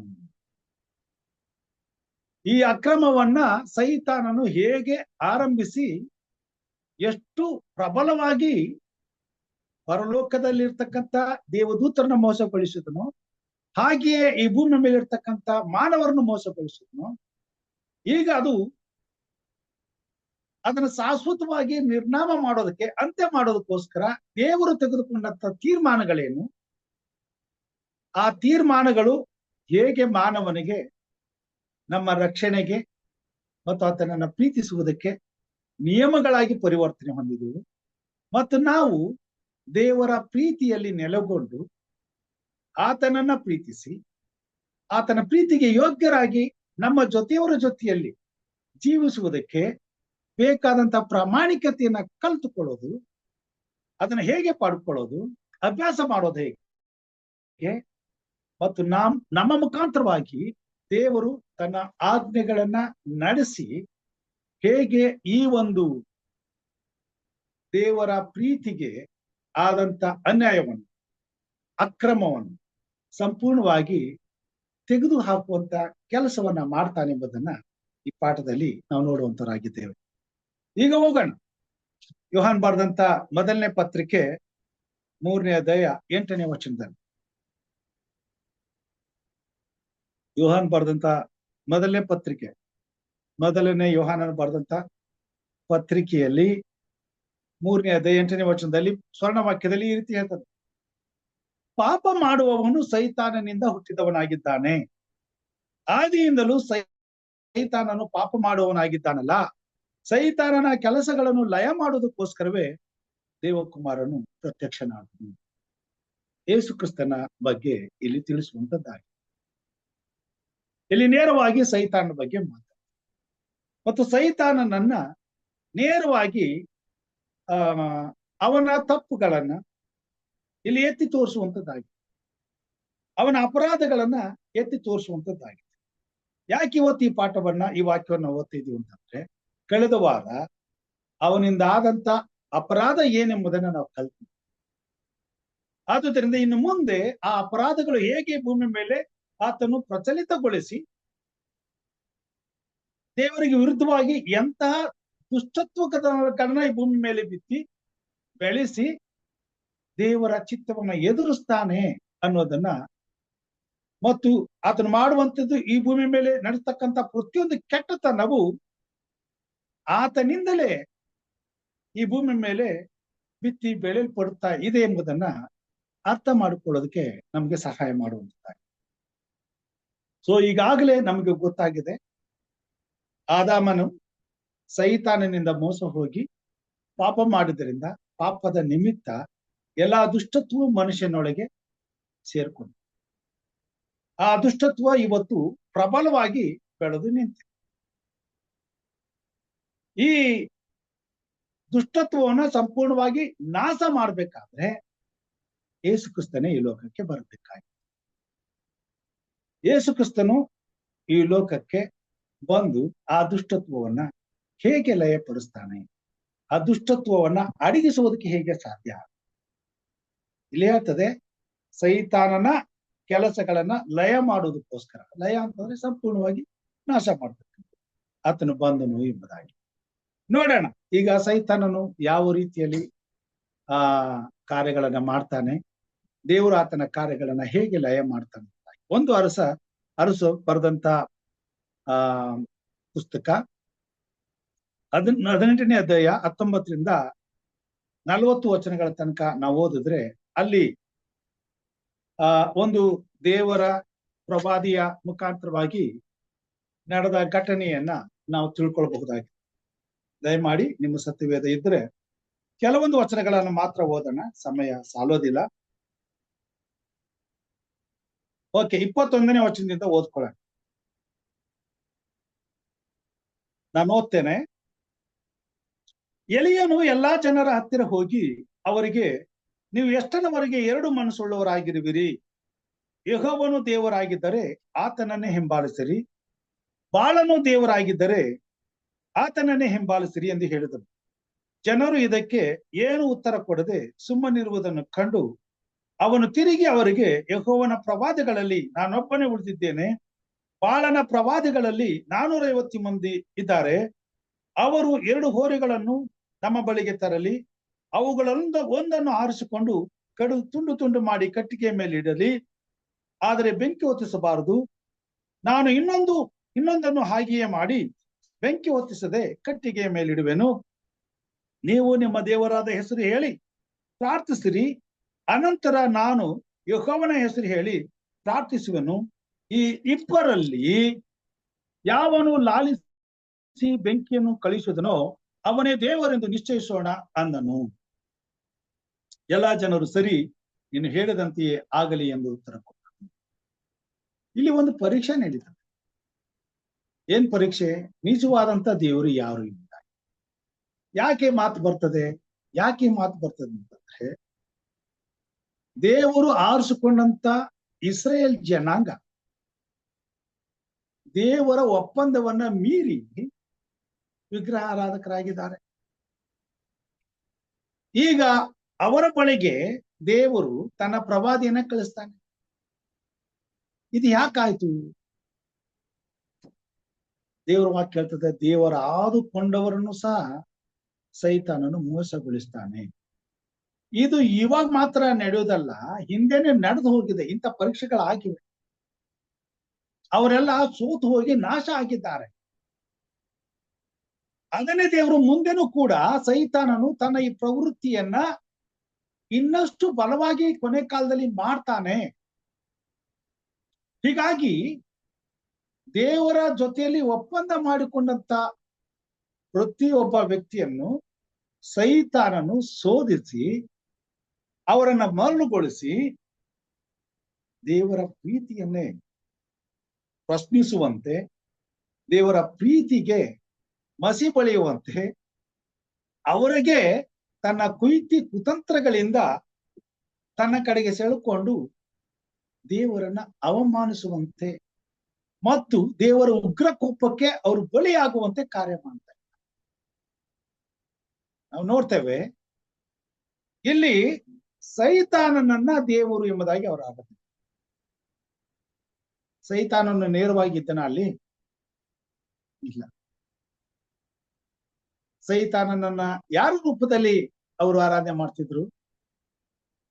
ನಾವು ದೇವರ ವಾಕ್ಯದಲ್ಲಿ ನೋಡ್ತೇವೆ, ಅವರು ಮೂರ್ತಿ ಪೂಜೆಯನ್ನ ಮಾಡ್ತಾರೆ. ಅನ್ಯರು ಮೂರ್ತಿ ವಿಗ್ರಹಗಳನ್ನ ಪೂಜೆ ಮಾಡಿ ಅವುಗಳಿಗೆ ಬಲಿ ಅರ್ಪಿಸ್ತಿದ್ರು. ಇದು ದೇವರಿಗೆ ವಿರುದ್ಧವಾದಂತ ಅಕ್ರಮ, ದೇವರ ಪ್ರೀತಿಯ ಮೇಲೆ ನಡೀತಕ್ಕಂಥ ಆಕ್ರಮಣ. ನೋಡಿ, ದೇವರು ಒಳ್ಳೆಯವ್ರಿಗೂ ಕೆಟ್ಟವ್ರಿಗೂ ಕೂಡ ದೇವರಾಗಿದ್ದಾನೆ. ಕೆಟ್ಟವರಾದ್ರೂ ಸಹ ಅವ್ರನ್ನ ಪ್ರೀತಿ ಮಾಡ್ತಾರೆ. ಅದಕ್ಕಾಗಿ ಯೇಸು ಸ್ವಾಮಿ ಈ ಮಾತುಗಳನ್ನ ಹೇಳ್ತಾರೆ. ದೇವರು ಒಳ್ಳೆಯವರ ಮೇಲೆಯೂ ಕೆಟ್ಟವರ ಮೇಲೆಯೂ ಸೂರ್ಯನ ಉದಯವಾಗುವಂತೆ ಮಾಡ್ತಾನೆ. ಒಳ್ಳೆಯವನ ಹೊಲದಲ್ಲಿಯೂ ಕೆಟ್ಟವನ ಹೊಲದಲ್ಲಿಯೂ ಮಳೆ ಬೀಳುವ ಹಾಗೆ ಮಾಡ್ತಾನೆ. ಕೆಟ್ಟವರು ಅನ್ನುವಂತ ಕಾರಣಕ್ಕೋಸ್ಕರ ತನ್ನ ಪ್ರೀತಿಯಲ್ಲಿ ಆತನು ಯಾವತ್ತೇ ಕುಂದು ಬರೋದಕ್ಕೆ ನಡ್ಕೊಳ್ಳೋದಿಲ್ಲ. ಆತನ ಪ್ರೀತಿ ಯಥಾರ್ಥವಾದದ್ದು, ಪರಿಶುದ್ಧವಾದದ್ದು. ಹೀಗಿರುವಾಗ ಆತನು ಉಪಕಾರ ಮಾಡುವಂತ ಮನಸ್ಸಿನಿಂದ ಎಲ್ಲರಿಗೂ ಉಪಕಾರಿಯಾಗಿರುವಾಗ ಆತನಿಂದ ಉಪಕಾರ ಹೊಂದಿದಂತ ನಾವು, ಆತನಿಂದ ಎಲ್ಲವನ್ನ ಪಡ್ಕೊಂಡಂತ ನಾವು ಆತನನ್ನ ಪ್ರೀತಿಸುವುದಕ್ಕೆ ಬದಲಾಗಿ ಆತನಿಗೆ ಅವಮಾನಿಸುವಂತ ಕಾರ್ಯಗಳನ್ನ ಮಾಡಿದಾಗ ಅದು ಪ್ರೀತಿಗೆ ಮಾಡುವಂತ ಧೋಕ ಮತ್ತು ಪ್ರೀತಿಯ ಮೇಲೆ ಮಾಡುವಂತ ಆಕ್ರಮಣ. ಇದು ಇಲ್ಲಿ ಯಾಕೆ ಬಂತು ಅಂತಂದ್ರೆ, ಇದನ್ನ ಅಲ್ಲಿ ಅವನು ಮಾಡುತ್ತಾನೆ. ಎಲ್ಲಿ? ಪರಲೋಕದಲ್ಲಿ. ಇಲ್ಲಿ ಮಾಡಿದ ಕೆಲಸವನ್ನೇ ಅವನು ಅಲ್ಲಿ ಮಾಡಿದನು. ಇದನ್ನ ನಾವು ಅರ್ಥ ಮಾಡ್ಕೋಬೇಕು. ಯಾಕೆ ದೇವರು ಅವನನ್ನ ಅಲ್ಲಿಂದ ಹೊರಗಾಕ್ಬೇಕು ಅಂತಂದ್ರೆ ಕಾರಣ ಇಷ್ಟೇ. ಅವನು ದೇವರ ಪ್ರೀತಿಗೆ ಧೋಕ ಮಾಡ, ದೇವರ ಪ್ರೀತಿಯ ಮೇಲೆ ಆಕ್ರಮಣ ಮಾಡ, ದೇವರ ತಾಳ್ಮೆಯನ್ನು ಪರೀಕ್ಷಿಸಲಿಕ್ಕೆ ಹೋದನು. ದೇವರ ಉನ್ನತವಾದಂತ ಪ್ರೀತಿಯನ್ನ, ಉನ್ನತವಾದ ಪ್ರೀತಿ ಸ್ವರೂಪಿಯಾದಂತ ದೇವರನ್ನ ಸುಳ್ಳುಗಾರ ಎಂಬುದಾಗಿ ಅಪವಾದನೆ ಮಾಡಿದ್ರು. ಅಲ್ಲಿದ್ದಂತ ಎಷ್ಟೋ ದೇವದೂತರ ಮನಸ್ಸನ್ನ ಆತನ ಕೆಡಿಸುದನು ಎಂಬುದಾಗಿ ನಾವು ಈ ಒಂದು ಮಹಾಸಂಘರ್ಷ ಪುಸ್ತಕದಲ್ಲಿ ಹೇಗೆ ಅದನ್ನ ಮಾಡುದು ಎಂಬುದಾಗಿ ಇಲ್ಲಿ ನಾವು ನೋಡುವಂತರಾಗಿದ್ದೇವೆ. ಇದನ್ನ ಸ್ವಲ್ಪ ಕೆಲವೊಂದು ವಚನಗಳನ್ನ ಮಾತ್ರ ನಾನು ಓದ್ತೇನೆ, ಅನಂತರ ಪಾಠಕ್ಕೆ ಹೋಗೋಣ. ಇದನ್ನ ಅರ್ಥ ಮಾಡ್ಕೊಳ್ಳೋದಕ್ಕೋಸ್ಕರ. ಓಕೆ, ಎಲ್ಲಿಂದ ಪ್ರಾರಂಭ ಮಾಡಲಿ? ಓಕೆ, ಓದ್ತೇನೆ. ಅವನ ಭಾರಿ ಬುದ್ಧಿವಂತ ಮನಸ್ಸಿನ ಎಲ್ಲಾ ಶಕ್ತಿಗಳು ಈಗ ಅವನ ಅಧೀನದಲ್ಲಿದ್ದ ದೇವದೂತರ ಸಹಾನುಭೂತಿಯನ್ನು ಪಡೆಯಲು ಮೋಸದ ಕೆಲಸಕ್ಕೆ ಇಳಿದವು. ಕ್ರಿಸ್ತನು ಅವನಿಗೆ ನೀಡಿದ ಎಚ್ಚರಿಕೆ ಮತ್ತು ಬುದ್ಧಿವಾದಗಳನ್ನು ಸಹ ಅವನು ತನ್ನ ವಿಶ್ವಾಸಘಾತುಕತನದ ಯೋಜನೆಗಳನ್ನು ಕಾರ್ಯರೂಪಕ್ಕೆ ತರಲು ವಿಕೃತಪಡಿಸಿದನು. ಯಾರ ಪ್ರೀತಿಪೂರ್ವಕ ನಂಬಿಕೆಯು ತನ್ನೊಂದಿಗೆ ಹೆಚ್ಚು ನಿಕಟ ಸಂಬಂಧವನ್ನು ಹೊಂದಿದೆಯೋ ಅವರ ಹತ್ತಿರ ಸೈತಾನನು ತನ್ನ ವಿಷಯದಲ್ಲಿ ತಪ್ಪಾದ ನ್ಯಾಯ ತೀರ್ಪು ಕೊಡಲಾಗಿದೆ, ತನ್ನ ಸ್ಥಾನವನ್ನು ಗೌರವಿಸಲಾಗಿಲ್ಲ ಮತ್ತು ತನ್ನ ಸ್ವಾತಂತ್ರ್ಯವನ್ನು ಮೊಟಕುಗೊಳಿಸಲಾಗಿದೆ ಎಂದು ಹೇಳಿಕೊಳ್ಳುತ್ತಿದ್ದನು. ಕ್ರಿಸ್ತನ ಮಾತುಗಳನ್ನು ತಪ್ಪಾಗಿ ನಿರೂಪಿಸುತ್ತಿದ್ದವನು ನಂತರ ಒಂದು ಹೆಜ್ಜೆ ಮುಂದೆ ಹೋಗಿ ಅವುಗಳನ್ನು ದುರ್ಬಳಕೆ ಮಾಡುತ್ತಾ ನೇರವಾಗಿ ಸುಳ್ಳು ಹೇಳಲು ಆರಂಭಿಸಿದನು. ದೇವರ ಮಗನನ್ನು ಪರಲೋಕದ ನಿವಾಸಿಗಳ ಮುಂದೆ ಅವಮಾನ ಪಡಿಸಿದನು. ಅವನು ತನ್ನ ಮತ್ತು ದೇವರ ನಿಷ್ಠಾವಂತ ದೇವದೂತರ ನಡುವೆ ಒಂದು ಸುಳ್ಳು ವಿಷಯವನ್ನು ತರುವುದಕ್ಕೆ ಪ್ರಯತ್ನಿಸಿದನು. ಯಾರನ್ನು ಮೋಸ ಮಾಡಲು ಮತ್ತು ಸಂಪೂರ್ಣವಾಗಿ ತನ್ನ ಕಡೆಗೆ ಎಳೆದುಕೊಳ್ಳಲು ಸಾಧ್ಯವಾಗಲಿಲ್ಲವೋ ಅವರನ್ನು ಪರಲೋಕದ ಜೀವಿಗಳ ಹಿತಾಸಕ್ತಿಗಳಿಗೆ ಉದಾಸೀನರೆಂದು ಆರೋಪಿಸಿದನು. ತಾನು ಸ್ವತಃ ಮಾಡುತ್ತಿದ್ದ ಕೆಲಸವನ್ನೇ ದೇವರಿಗೆ ನಿಷ್ಠರಾಗಿ ಉಳಿದಿದ್ದವರ ಮೇಲೆ ಹೊರಿಸಿದನು. ಮತ್ತು ದೇವರು ಅನ್ಯಾಯಗಾರನೆಂದು ತನ್ನ ಅಪಾದನೆಯನ್ನು ಸಮರ್ಥಿಸಲಿಕ್ಕಾಗಿ ಅವನು ಸೃಷ್ಟಿಕರ್ತನ ಮಾತು ಮತ್ತು ಕ್ರಿಯೆಗಳನ್ನು ತಪ್ಪಾಗಿ ನಿರೂಪಿಸುವುದಕ್ಕೆ ತೀರ್ಮಾನಿಸಿದನು. ದೇವರ ಉದ್ದೇಶಗಳಿಗೆ ಸಂಬಂಧಿಸಿದ ಬುದ್ಧಿಗೆ ನಿಲುಕದ ಸೂಕ್ಷ್ಮ ವಿಷಯಗಳಲ್ಲಿ ದೇವದೂತರನ್ನು ಗೊಂದಲಕ್ಕೀಡು ಮಾಡುವುದು ಅವನ ಕಾಯ್ದೆಯಾಗಿದೆ. ಸರಳವಾದ ಯೆಹೋವ ದೇವರ ಸ್ಪಷ್ಟವಾದ ಹೇಳಿಕೆಗಳ ಮೇಲೆ ಸಂದೇಹವನ್ನು ಮೂಡಿಸಿದನು. ದೇವರ ಆಡಳಿತದೊಂದಿಗೆ ಅವನಿಗಿದ್ದ ನಿಕಟ ಸಂಬಂಧ, ಅವನ ಉನ್ನತ ಸ್ಥಾನ ಅವನ ಪ್ರಾತಿನಿಧ್ಯಗಳಿಗೆ ಹೆಚ್ಚಿನ ಬಲ ತಂದುಕೊಟ್ಟಿತು ಮತ್ತು ಅನೇಕರು ಪರಲೋಕದ ಅಧಿಕಾರದ ವಿರುದ್ಧ ದಂಗೆಯಲ್ಲಿ ಅವನೊಂದಿಗೆ ಒಂದಾಗಲು ಪ್ರಚೋದಿಸಲ್ಪಟ್ಟರು. ಪರಲೋಕದಲ್ಲಿ ದೇವರ ಜೊತೆಲಿದ್ದಂತ ದೇವದೂತರನ್ನೇ ಮೋಸಗೊಳಿಸ ಅವನಲ್ಲಿ ಅಂತ ಬುದ್ಧಿವಂತಿಕೆ ಇತ್ತು. ಅದೆಂತ ಬುದ್ಧಿವಂತಿಕೆ? ಕೆಟ್ಟ ಆಲೋಚನೆಯಿಂದ ತುಂಬಿದಂತ ಬುದ್ಧಿವಂತಿಕೆ. ಹೇಗೆ? ನೀವು ನೋಡಿರ್ಬೋದು, ಕೋಟಾ ನೋಟ್ಗಳು ಚಲಾವಣೆಯಲ್ಲಿ ಇವೆ. ಆದ್ರೆ ಕೋಟಾ ನೋಟ್ ಅಂತೇಳಿ ನಾವು ಪತ್ತೆ ಹಚ್ಚಕ್ಕಾಗೋದೇ ಇಲ್ಲ. ಅದನ್ನ ಯಾರೋ ಪರಿಣಿತರು ಅವ್ರ ಕೈಗೆ ಸಿಕ್ಕಿದಾಗ ಅದನ್ನ ಪರಿಶೀಲಿಸಿ ಅದನ್ನೆಲ್ಲ ಕಂಡು ಹಿಡಿದಾಗ ಇದು ಕೋಟಾ ನೋಟ್ ಅಂತೇಳಿ ಗೊತ್ತಿರ್ತದೆ. ಸಾಮಾನ್ಯ ಜನರಿಗೆ ಅದು ಅರ್ಥನೇ ಆಗ. ನಿಜವಾದಂತ ನೋಟಿನ ತಲೆಯ ಮೇಲೆ ಹೊಡೆಯುವಂತ ರೀತಿಯಲ್ಲಿ ಕೋಟಾ ನೋಟನ್ನ ತಯಾರು ಮಾಡಿ. ಇದಕ್ಕೇನ್ ಹೇಳ್ಬೋದು? ಬುದ್ಧಿವಂತಿಕೆ. ಇದು ಅನ್ಯಾಯದಿಂದ ತುಂಬಿದಂತ ಬುದ್ಧಿವಂತಿಕೆ. ಸೈತಾನನು ಎಷ್ಟು ಕೆಟ್ಟವನಾಗಿದ್ದನು ಅಂದ್ರೆ, ಅವನಲ್ಲಿ ಅಂತ ಕೆಟ್ಟ ಆಲೋಚನೆ ಬಂದ ಮೇಲೆ ಆ ಕೆಟ್ಟ ಆಲೋಚನೆಗಾಗಿ ತನ್ನ ದುಷ್ಟತ್ವವನ್ನು ಅಷ್ಟರ ಮಟ್ಟಿಗೆ ಆತನು ನೆರವೇರಿಸೋದಕ್ಕೆ ಏನ್ ಬೇಕಾದ್ರೂ ಮಾಡೋದಕ್ಕೆ ತಯಾರಾದ. ನಿಷ್ಕಳಂಕವಾದಂತ ದೇವರ ಪ್ರೀತಿಯ ಮೇಲೆ ಎಲ್ಲರಿಗೂ ಸಂದೇಹ ಬರುವಾಗಿ ಕೆಲಸ ಮಾಡು. ಅಲ್ಲಿರ್ತಕ್ಕಂಥ ಎಷ್ಟೋ ದೇವದೂತರ ಮನಸ್ಸನ್ನ ಕೆಡಿಸು. ದೇವರನ್ನ ಅವರೆಲ್ಲರೂ ಅಪಮಾರ್ಥ ಮಾಡ್ಕೊಂಡೇ ಬಿಟ್ರು. ದೇವರನ್ನ ನಂಬೋದ್ರ ಬದಲಾಗಿ ಸೈತಾನನ್ನೇ ನಂಬೋದು. ಕೊನೆಗೆ ಸೈತಾನನಿಗೆ ಬೆಂಬಲ ನೀಡುದು. ದೇವರ ವಿರುದ್ಧವಾಗಿ ನಿಂತರು. ಸೈತಾನನ ಜೊತೆಯಲ್ಲಿ ಇದ್ದಂಥವರು ಸೈತಾನನಿಗೆ ವಿರುದ್ಧವಾಗಿ ನಿಂತರು. ದೇವರ ಜೊತೆಯಲ್ಲಿ, ಸೈತಾನನ ಜೊತೆಯಲ್ಲಿ ದೇವರ ಮತ್ತು ಸೈತಾನನ ನಡುವೆ ದೇವರ ಪ್ರೀತಿಯನ್ನು ಅನುಭವಿಸಿದವರು ಸಹ ದೇವರಿಗೆ ವಿರುದ್ಧವಾಗಿ ನಿಂತರು. ಕೆಲವು ಸಾರಿ ಹೀಗಾಗ್ತದೆ. ದೇವರು ಕೊಟ್ಟಂತ ಆಶೀರ್ವಾದಗಳನ್ನ ದುರುಪಯೋಗ ಪಡಿಸ್ಕೊಳ್ಳುವಾಗ ಅದಕ್ಕಿಂತ ಕೆಳಮಟ್ಟದವರು ಇದ್ದವರು ಅದನ್ನ ಅರ್ಥ ಮಾಡ್ಕೊಳ್ಳಕ್ಕಾಗುತ್ತೆ. ಸೈತಾನನನ್ನ ದೇವರು ಎಲ್ಲಾ ದೇವದೂತರಿಗೆ ಪ್ರಧಾನ ದೂತನನ್ನಾಗಿ ಮಾಡಿ ಇವನಿಗೆ ಸ್ವಲ್ಪ ಅಧಿಕಾರ ಇತ್ತು. ಇವನ್ ಮಾತನ್ನ ಅಲ್ಲಿ ಇರ್ತಕ್ಕಂಥವ್ರು ಕೇಳ್ತಿದ್ರು. ಹೀಗಾಗಿ ಇವನಿಗೆ ಗೌರವ ಇತ್ತು, ಬೆಲೆ ಇತ್ತು, ಸ್ಥಾನ ಇತ್ತು. ಇದನ್ನ ಆತನು ದುರುಪಯೋಗ ಪಡಿಸ್ಕೊಂಡು ಏನಕ್ಕೆ? ತನ್ನನ್ನು ಪ್ರೀತಿಸಿದಂತ ದೇವರನ್ನ ಅವಮಾನ ಪಡಿಸೋದಕ್ಕೆ, ಆತನ ಪ್ರೀತಿಗೆ ವಿರುದ್ಧವಾಗಿ ನಿಲ್ಲೋದಕ್ಕೆ, ತನಗೆ ಕೊಟ್ಟಂತ ಇತಿಮಿತಿಗಳನ್ನ ಆತನು ದುರುಪಯೋಗ ಪಡಿಸ್ಕೊಳ್ಳಿಕ್ಕೆ ಪ್ರಾರಂಭ ಮಾಡಿದ್ರು ಮತ್ತು ಮಾಡಿದ್ರು. ಹೀಗಾಗಿ ಅದು ಯಾವ ರೀತಿ ಹೋಯ್ತು ಅಂತಂದ್ರೆ, ಅದು ಮಿತಿಮೀರಿ ಹೋಯ್ತು ದೇವರ ವಿರುದ್ಧಕ್ಕಾಗಿ. ಈಗ ದೇವರು ಅದನ್ನ ತಡಿಲೇಬೇಕಾಗಿ. ಅಲ್ಲಿ ತಡೆಯುವಾಗ ಪರಲೋಕದಲ್ಲಿ ಯುದ್ಧ ಆಗ್ತದೆ. ಅಲ್ಲಿಂದ ಅವನು ಹೊರಗಡೆ ಬರ್ತಾನೆ. ಅನಂತರ ಈ ಭೂಮಿ ಮೇಲೆ ಮತ್ತೆ ಸೈತಾನನ ಪ್ರೀತಿಗೆ ಈ ಲೋಕ ಒಳಪಡ್ತದೆ. ಇಡೀ ಭೂಲೋಕವೇ ಆತನ ಅಧೀನಕ್ಕೆ ತೆಗೆದುಕೊಳ್ತಾನೆ. ಆದಾಮನ ಒಂದು ಅವಿವೇಕತನದಿಂದ, ಅವನು ಮಾಡಿದಂತ ಒಂದು ತಪ್ಪಿನಿಂದ ಅಲ್ಲಿ ದುರ್ಘಟನೆ ನಡೆದು ಈಗ ಇಲ್ಲಿ ಬಂದು ಅವನು ಹೇಳ್ಕೊಳ್ತಾ ಇರೋದೇನು? ದೇವರು ನಾನೇ, ಇನ್ಯಾವ ದೇವರು ಇಲ್ಲ. ಹೇಗೆ? ಅದನ್ನ ನೇರವಾಗಿ ಹೇಳ್ಕೊತಾ ಇಲ್ಲ.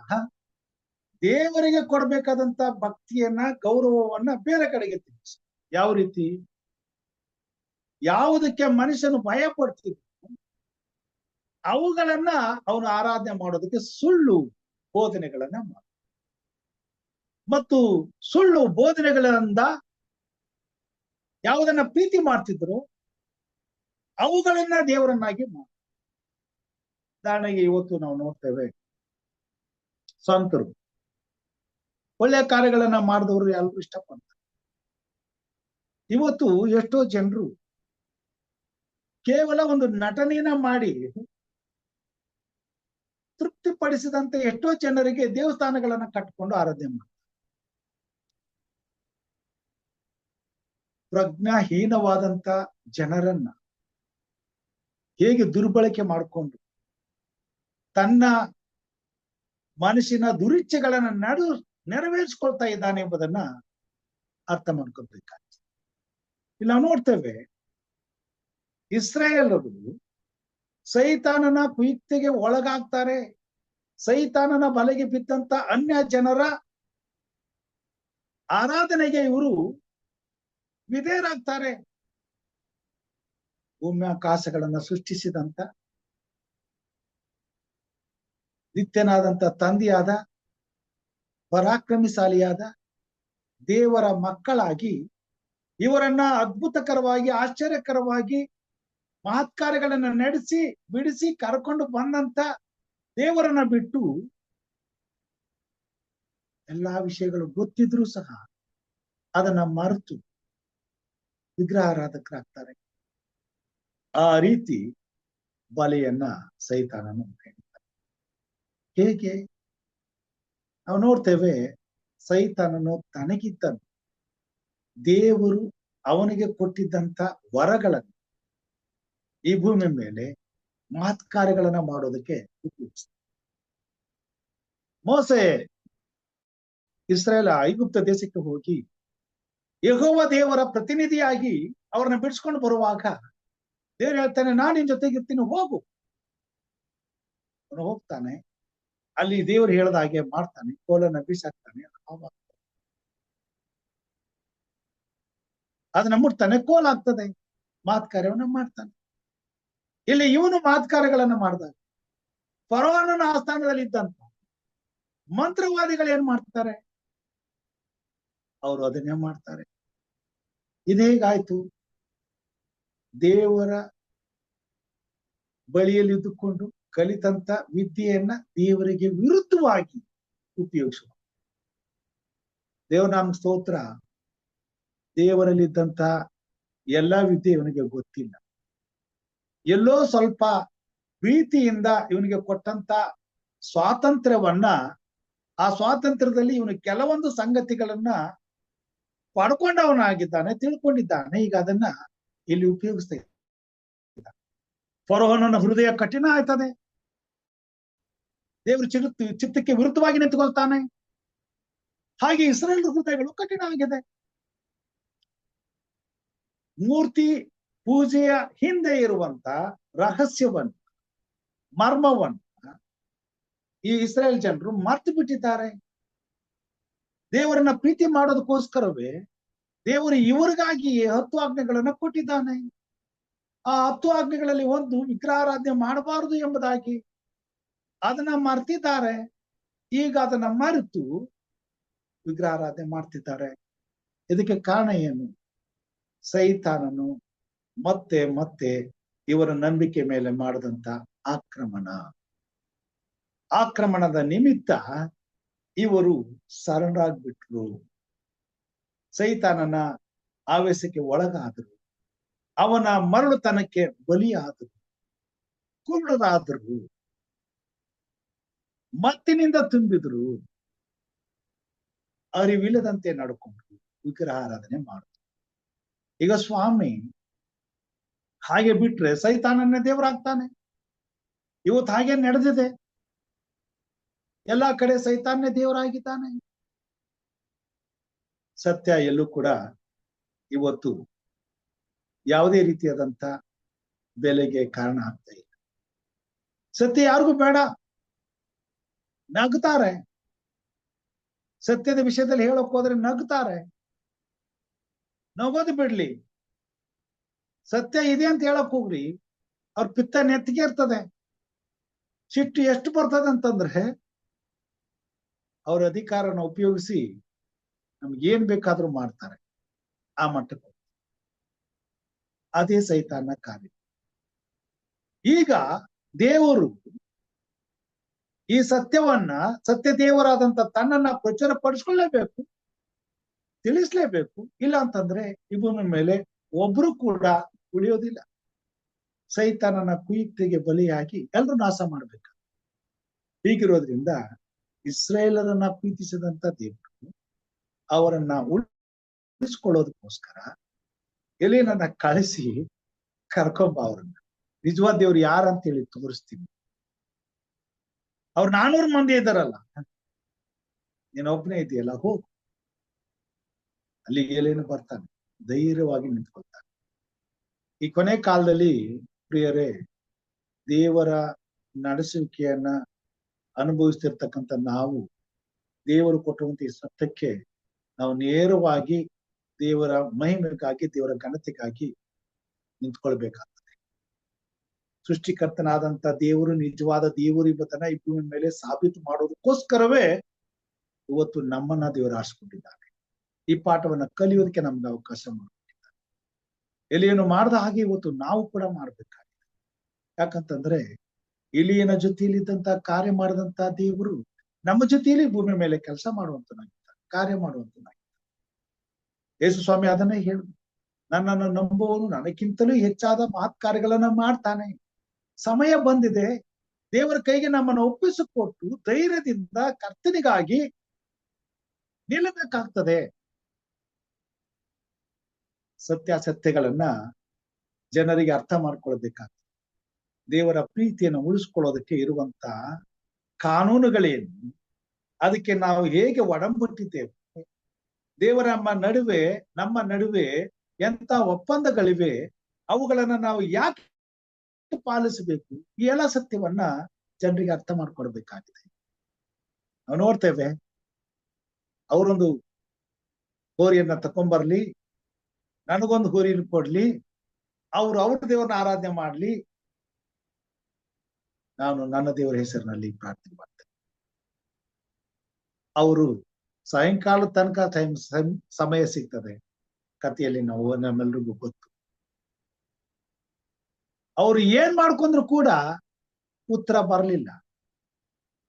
ಕೊನೆಗೆ ಪ್ರವಾದಿಯಾದಂತ ಎಲೀಯನು ದೇವರನ್ನ ಒಂದು ಕ್ಷಣ ಒಂದೇ ಒಂದು ಪ್ರಾರ್ಥನೆ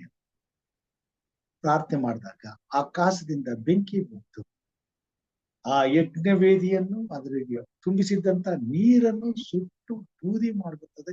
ಆ ನೆಲ ಎಲ್ಲ ಸುಟ್ಟು ಹೋಗ್ತದೆ. ಇದ್ರಲ್ಲಿ ಏನ್ ತೋರಿಸಿದ್ರು ಸ್ವಾಮಿ? ಸುಳ್ಳು ಸುಳ್ಳೇ, ಸತ್ಯ ಸತ್ಯನೇ. ಸೈತಾನನೇ ಸುಳ್ಳುಗಾರ, ದೇವರೇ ನಿಜವಾದಂತ ಪ್ರೀತಿ ಸ್ವರೂಪಿ, ಸರ್ವಶಕ್ತನು. ಸೊ ಆತನ ಸ್ವಭಾವ ಉನ್ನತವಾದದ್ದು. ಆತನು ತನ್ನ ನೀತಿಗೆ ವಿರುದ್ಧವಾಗಿ ಏನೂ ಮಾಡೋದಿಲ್ಲ. ನೀತಿಗೆ ವಿರುದ್ಧವಾಗಿ ಮಾಡುವಂತವನು ಸೈತಾನನೇ. ಆತನನ್ನ ಹಿಂಬಾಲಿಸುವವರು ಅಂತ್ಯದಲ್ಲಿ ಆತನ ಜೊತೆಯಲ್ಲಿ ಆತನಿಗೆ ಒದಗಿ ಬರುವಂತ ಶಿಕ್ಷೆಗೆ ಪಾತ್ರರಾಗ್ತಾರೆ.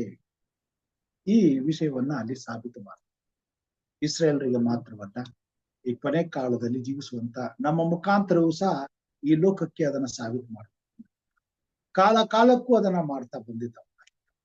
ಇವತ್ತು ತನಗಾಗಿ ನಿಷ್ಠೆಯಿಂದ ದೇವರ ಸತ್ಯಕ್ಕಾಗಿ ನಿಲ್ಲುವಂತ ಪ್ರತಿಯೊಬ್ಬ ದೇವರ ಮಗಳ ಜೀವಿತದಲ್ಲಿ ದೇವರು ತಾನು ಸರ್ವಶಕ್ತನು ಎಂಬುದನ್ನು ಸಾಬೀತು ಮಾಡ್ತಾನೆ.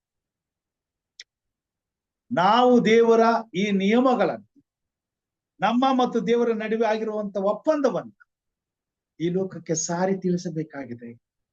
ಜಗತ್ತಿಗೆ ಅರುಹನ್ನು ಉಂಟು ಮಾಡಬೇಕಾಗಿದೆ. ಈ ಲೋಕದಲ್ಲಿ ವಿಗ್ರಹಾರಾಧನೆ ಮಾಡ್ತಕ್ಕಂಥವ್ರು, ವಿಗ್ರಹದ ಹೆಸರಿನಲ್ಲಿ ಎಲ್ಲಾ ರೀತಿಯ ಅನ್ಯಾಯ ಅಕ್ರಮಗಳನ್ನ ನಡೆಸ್ತಕ್ಕಂಥವ್ರು ಎಲ್ಲರೂ ಸಹ ಪಾಪ ಮಾಡ್ತಾ ಇದ್ದಾರೆ. ಅವುಗಳೆಲ್ಲವನ್ನ ಅವರು ದೇವರಿಗೆ ಮಾಡ್ತಾ ಇಲ್ಲ, ಅವರು ಯಾರಿಗೆ ಮಾಡ್ತಾ ಇದ್ದಾರೆ? ದೆವ್ವಗಳಿಗೆ ಮಾಡ್ತಾ ಇದ್ದಾರೆ. ಪರಲೋಕದಿಂದ ದಬ್ಬಲ್ಪಟ್ಟಂತ ಆ ದೇವದೂತರುಗಳು ಸೈತಾನ ಜೊತೆಗೆ ಬಂದು, ಸೈತಾನ ಜೊತೆಗೆ ಸೇರಿಕೊಂಡು, ಸೈತಾನ ಆತನ ಅಮಿಷಗಳನ್ನ ತೀರಿಸುವುದರಲ್ಲಿ ಅವರು ಸಹ ಅವನಂತೆ ಆಗಿ ಇವತ್ತು ಭೂಮಿ ಮೇಲೆ ಎಲ್ಲಾ ಜನರ ಮನಸ್ಸನ್ನ ಕೆಡಿಸ್ತಾ ಇದ್ದಾರೆ. ಹೀಗಾಗಿ ಎಲ್ಲಾ ವಿಗ್ರಹಾರಾಧನೆಯ ಹಿಂದೆ ಸೈತಾನನಿದ್ದಾನೆ. ಆ ಸೈತಾನನಿಗೆ ದೇವರ ವಾಕ್ಯದಲ್ಲಿ ನಾವು ನೋಡ್ತೇವೆ, ಪುರಾತನ ಸರ್ಪ, ದೆವ್ವ ಎಂಬುದಾಗಿ ಪ್ರಕಟಣೆಯಲ್ಲಿ. ಅದರಿಂದ ಪೌಲನು ಈ ಮಾತುಗಳನ್ನು ಹೇಳ್ತಾನೆ. ಕೊರಿಂಥದವರ ಬರೆದ ಪತ್ರಿಕೆಯಲ್ಲಿ ಮುಕ್ತಾಯಕ್ಕೆ ಹೋಗೋಣ. 1 ಕೊರಿಂಥ 10ನೇ ಅಧ್ಯಾಯ 20ನೇ ವಚನವನ್ನ ನಾವು ಓದೋಣ. 1 ಕೊರಿಂಥ 10ನೇ ಅಧ್ಯಾಯ 20ನೇ ವಚನ.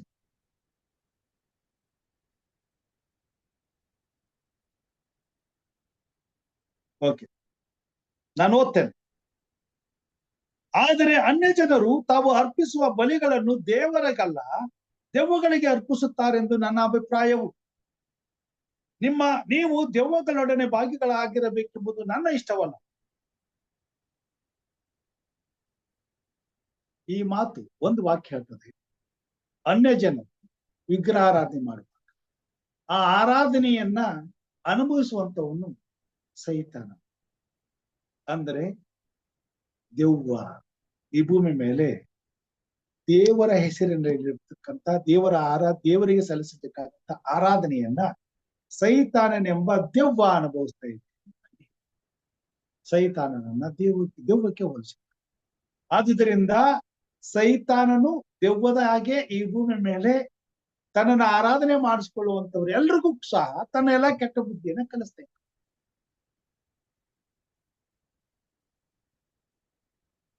ಬೆತ್ತಲೆ ಸೇವೆ, ದೇವಸ್ಥಾನ, ದೇವರ ಹೆಸರು, ದೇವರ ಗುಡಿಗಳ ಮೇಲೆ ಅಶ್ಲೀಲವಾದಂತ ದೇವರ ಹೆಸರಿನ ಮೇಲೆ ಎಲ್ಲಾ ರೀತಿಯ ಅನ್ಯಾಯ, ಅಕ್ರಮ, ಮಾಟ ಮಂತ್ರ, ಏನ್ ಅನ್ಯಾಯ ಬೇಕಾದ್ರೂ ನಡೀತದೆ ದೇವಾಲಯಗಳಲ್ಲಿ. ಇದು ದೇವರ ಕಾರ್ಯಗಳ, ನಮ್ಮನ್ನ ಪ್ರೀತಿಸುವಂತ ಪ್ರೀತಿಯ ದೇವರಿಂದ ಬರುವಂತ ಘಟನೆಗಳ. ಇದನ್ನ ಅರ್ಥ ಮಾಡಿಕೊಳ್ಳುವಂತ ಅಗತ್ಯ ಮನುಷ್ಯರಿಗಿದೆ, ಅರ್ಥ ಮಾಡಿಕೊಡಬೇಕಾದಂತ ಅಗತ್ಯ ನಮಗಿದೆ. ಇದನ್ನ ಅರ್ಥ ಮಾಡ್ಕೊಳ್ಬೇಕಾದ್ರೆ ನಮಗಿರುವಂತ ಇತಿಮಿತಿಯನ್ನು, ಸೈತಾನರಿಗಿದ್ದಂತ ಇತಿಮಿತಿಯನ್ನು, ದೇವರ ಉನ್ನತವಾದಂತ ಮಹಿಮಾತಿಶಯವಾದಂತ ಶಕ್ತಿಯನ್ನು ನಾವು ಅರ್ಥ ಮಾಡ್ಕೊಳ್ಬೇಕಾಗ್ತದೆ, ಅದನ್ನ ತಿಳ್ಕೊಬೇಕಾಗ್ತದೆ. ಅದನ್ನ ತಿಳಿಸುವಂತ ಕೆಲಸವನ್ನ ಸ್ವಾಮಿ ಈ ಕೊನೆ ಕಾಲದಲ್ಲಿ ಮಾಡುವಂತನಾಗಿದ್ದಾನೆ. ಒಪ್ಪಂದದ ನೀತಿ ನಿಯಮಗಳು, ಇದನ್ನ ಅರ್ಥ ಮಾಡ್ಕೊಂಡ್ರೆ ಆಕ್ರಮಣ ಎಲ್ಲಾಯ್ತು, ಯಾಕಾಯ್ತು, ಹೇಗಾಯ್ತು, ಅದರ ಪರಿಣಾಮ ಏನು, ಈ ನೀತಿ ನಿಯಮಗಳು ಯಾಕೆ ಬೇಕಾಯ್ತು, ಅನಿವಾರ್ಯವಾಯ್ತು, ಮತ್ತು ಯಾಕೆ ಅಷ್ಟು ಪ್ರಾಮುಖ್ಯ ನಮ್ಮ ಜೀವಿತದಲ್ಲಿ, ದೇವರ ಆಜ್ಞೆಗಳು, ಅದಕ್ಕೆ ಸಂಬಂಧಪಟ್ಟಂತ ಅನೇಕ ವಿಧವಾದ ಸತ್ಯವನ್ನ ಮುಂದೆ ನಾವು ಕಲೀಲಿಕ್ಕೆ ಹೋಗ್ತೇವೆ. ದೇವರ ಆತ್ಮ ನಮಗೆ ಸಹಾಯ ಮಾಡಿ. ತಪ್ಪಿಸ್ಕೋಬೇಡ. ನಮ್ಮ ಜನರಿಗೆ ತಿಳುವಳಿಕೆ ಬರಲಿ. ಈ ಪಾಠಗಳಲ್ಲಿ ಭಾಗವಹಿಸುವ ದೇವರ ಆತ್ಮನ ಕೈಗೆ ನಮ್ಮನ್ನು ಒಪ್ಪಿಸ್ಕೊಡಿ. ಕೊನೆ ದಿನದಲ್ಲಿ ದೇವರು ಈ ಪಾಠದ ಮುಖಾಂತರವಾಗಿ, ಈ ಕಾರ್ಯಕ್ರಮದ ಮುಖಾಂತರವಾಗಿ ಎಲೀಯನನ್ನ ಕಳಿಸಿದಾಗೆ ನಮ್ಮನ್ನ ಕಳಿಸೋದಕ್ಕೆ, ನಮ್ಮ ಜೊತೆಲಿ ಮಾತಾಡೋದಕ್ಕೆ ಸಮಯವನ್ನ ತೆಗೆದುಕೊಂಡಿದ್ದಾರೆ. ನಾವು ಆತನಿಗೆ ಸಮಯ ಕೊಡೋಣ. ದೇವರು ನಮ್ಮನ್ನು ಉಪಯೋಗಿಸಲಿ, ನಮ್ಮನ್ನು ನಡೆಸಲಿ. ಈ ಲೋಕದಲ್ಲಿ ದೇವರಿಗೆ ಮಹಿಮೆ ಉಂಟಾಗುತ್ತೆ. ಈ ಲೋಕದಲ್ಲಿ ನಾಶವಾಗುತ್ತಿರುವಂತ ಜನರನ್ನು, ವಿಶೇಷವಾಗಿ ದೇವರನ್ನ ನಂಬಿ ತಿಳಿದು ಕೂಡ ಸೈತಾನ ನಮ್ಮ ಕುತಂತ್ರಗಳಿಗೆ ಬಲಿಯಾಗಿ ಆತನ ಆಲೋಚನೆಗಳನ್ನ ನೆರವೇರಿಸಲು ಎಲ್ಲಾ ಅನ್ಯಾಯ ಅಕ್ರಮಗಳಿಗೆ ಕೈ ಹಾಕಿ ನಾಶವಾಗುತ್ತಿರುವಂತ ದೇವ ಜನರನ್ನ ಉಳಿಸಿಕೊಳ್ಳುವುದಕ್ಕಾಗಿ ಪ್ರಯತ್ನ. ದೇವ ನಮ್ಮನ್ನು ಆಶೀರ್ವಾದ ಮಾಡಲಿ. ಮುಂದಿನ ತರಗತಿಗಳಲ್ಲಿ ಇನ್ನೂ ಹೆಚ್ಚಾಗಿ ತಿಳಿದುಕೊಳ್ಳೋಣ. ಇನ್ನೂ ಹೆಚ್ಚಾದಂತ ವಿಷಯಗಳನ್ನ ಏನಾದ್ರೂ ತಿಳಿಸಬೇಕೆಂಬುದಾಗಿ ಬಯಸಿದ್ದಲ್ಲಿ ನೀವು ಖಂಡಿತವಾಗಿ ತಿಳಿಸಬಹುದು. ಪ್ರಶ್ನೆಗಳಿದ್ದಲ್ಲಿ ಕೇಳಬಹುದು. ಸ್ವಲ್ಪ ಹೊತ್ತು ನಾವು ಈ ಒಂದು ಪಾಠಗಳಲ್ಲಿ, ಈ ಒಂದು ಚರ್ಚೆಗೆ ಹೋಗಿ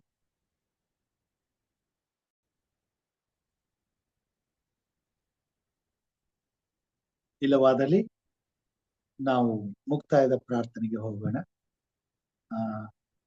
ಪ್ರಾರ್ಥನೆ ವಿಜ್ಞಾಪನೆಗಳಿದ್ರೆ ತಿಳಿಸಬೇಕೆಂಬುದಾಗಿ ಪ್ರಾರ್ಥನೆ ವಿಜ್ಞಾಪನೆಗಳು ತಿಳಿಸಬೇಕು. ಹಿರಿಯರಾದಂತ ಲೋಕೇಶ್ ಅಂಕಲ್ ಅವರು ಪ್ರಾರ್ಥನೆ ಮಾಡ್ತೀರಾ?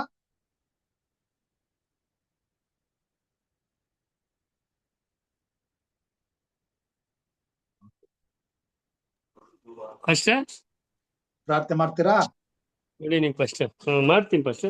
ಓಕೆ ಓಕೆ, ಪ್ರಾರ್ಥನೆ ಮಾಡಿ. ಪ್ರಾರ್ಥನೆ ವಿಜ್ಞಾಪನೆಗಳಿವೆ, ಅವುಗಳನ್ನ ನಿಮಿಷ ನಿಮ್ಮ ಫಸ್ಟ್ ಮುಂದೆ ನೆನಪು ಮಾಡ್ತೇನೆ. ಬರ್ಕೊಂಡ್ಬಿಡ್ತೇನೆ. ಬರ್ಕೊಂಬಿಡಿ. ದೇವರ ನಾಮ ಹೇಳಿ ಸ್ತೋತ್ರವಾಗಲಿ. ನಮ್ಮ ಪ್ರಾರ್ಥನೆಯ ಮುಖಾಂತರವಾಗಿ ಅನೇಕರಿಗೆ ದೇವರು ಉತ್ತರ ನೀಡಿ ಅವರನ್ನ ಆಶೀರ್ವಾದ ಮಾಡಿದ್ದಾನೆ, ಬಿಡುಗಡೆ ಕೊಟ್ಟಿದ್ದಾನೆ. ಅದಕ್ಕೆ ನಾವು ಸ್ತೋತ್ರ ಹೇಳೋಣ. ಅದನ್ನ ಮಾತ್ರ ನಾವು ಯಾವತ್ತೂ ಕೂಡ ಮರೆಯಬಾರದು. ನಮ್ಮ ಪ್ರಾರ್ಥನೆಗಳನ್ನ ಲಾಲಿಸುವಂತ ದೇವರಿಗೆ ಕೃತಜ್ಞತೆಯನ್ನ ಸಲ್ಲಿಸಬೇಕಾದದ್ದು ನಮ್ಮ ಕರ್ತವ್ಯವಾಗಿದೆ. ಹಾಗಾಗಿ ಪ್ರಾರ್ಥನೆ ಮಾಡೋಣ, ದೇವರಿಗೆ ಸ್ತೋತ್ರ ಹೇಳೋಣ. ವಿಶೇಷವಾಗಿ ಪ್ರಾರ್ಥನೆ ಮಾಡಬೇಕಾದಂತ ವಿಷಯ ಈ ಸಮಯದಲ್ಲಿ ದಯಾನಂದ್ ಅವರ ಆರೋಗ್ಯಕ್ಕಾಗಿ ಬರ್ಕೋತಾ ಇದ್ದೀರಾ? ಬರ್ಕೊಳ್ತಾ ಇದ್ದೀನಿ ಫಸ್ಟ್. ಪಂಕಜಮ್ಮ ಅವರ ಆರೋಗ್ಯಕ್ಕಾಗಿ ಓಕೆ ಫಸ್ಟ್. ಮತ್ತು ವಜ್ರಮ್ಮ, ಜಯಮ್ಮ ಅವರ ಆರೋಗ್ಯಕ್ಕಾಗಿ, ಓಕೆ ಫಸ್ಟ್. ಬಳ್ಳಾರಿ ಆಲಯದ ದುರಸ್ತಿಗಾಗಿ, ಬಳ್ಳಾರಿ ದೇವಾಲಯದನಾ? ಮತ್ತು KP ರವಿ ಅವರ ಒಂದು ಬಿಸಿನೆಸ್ಗಾಗಿ,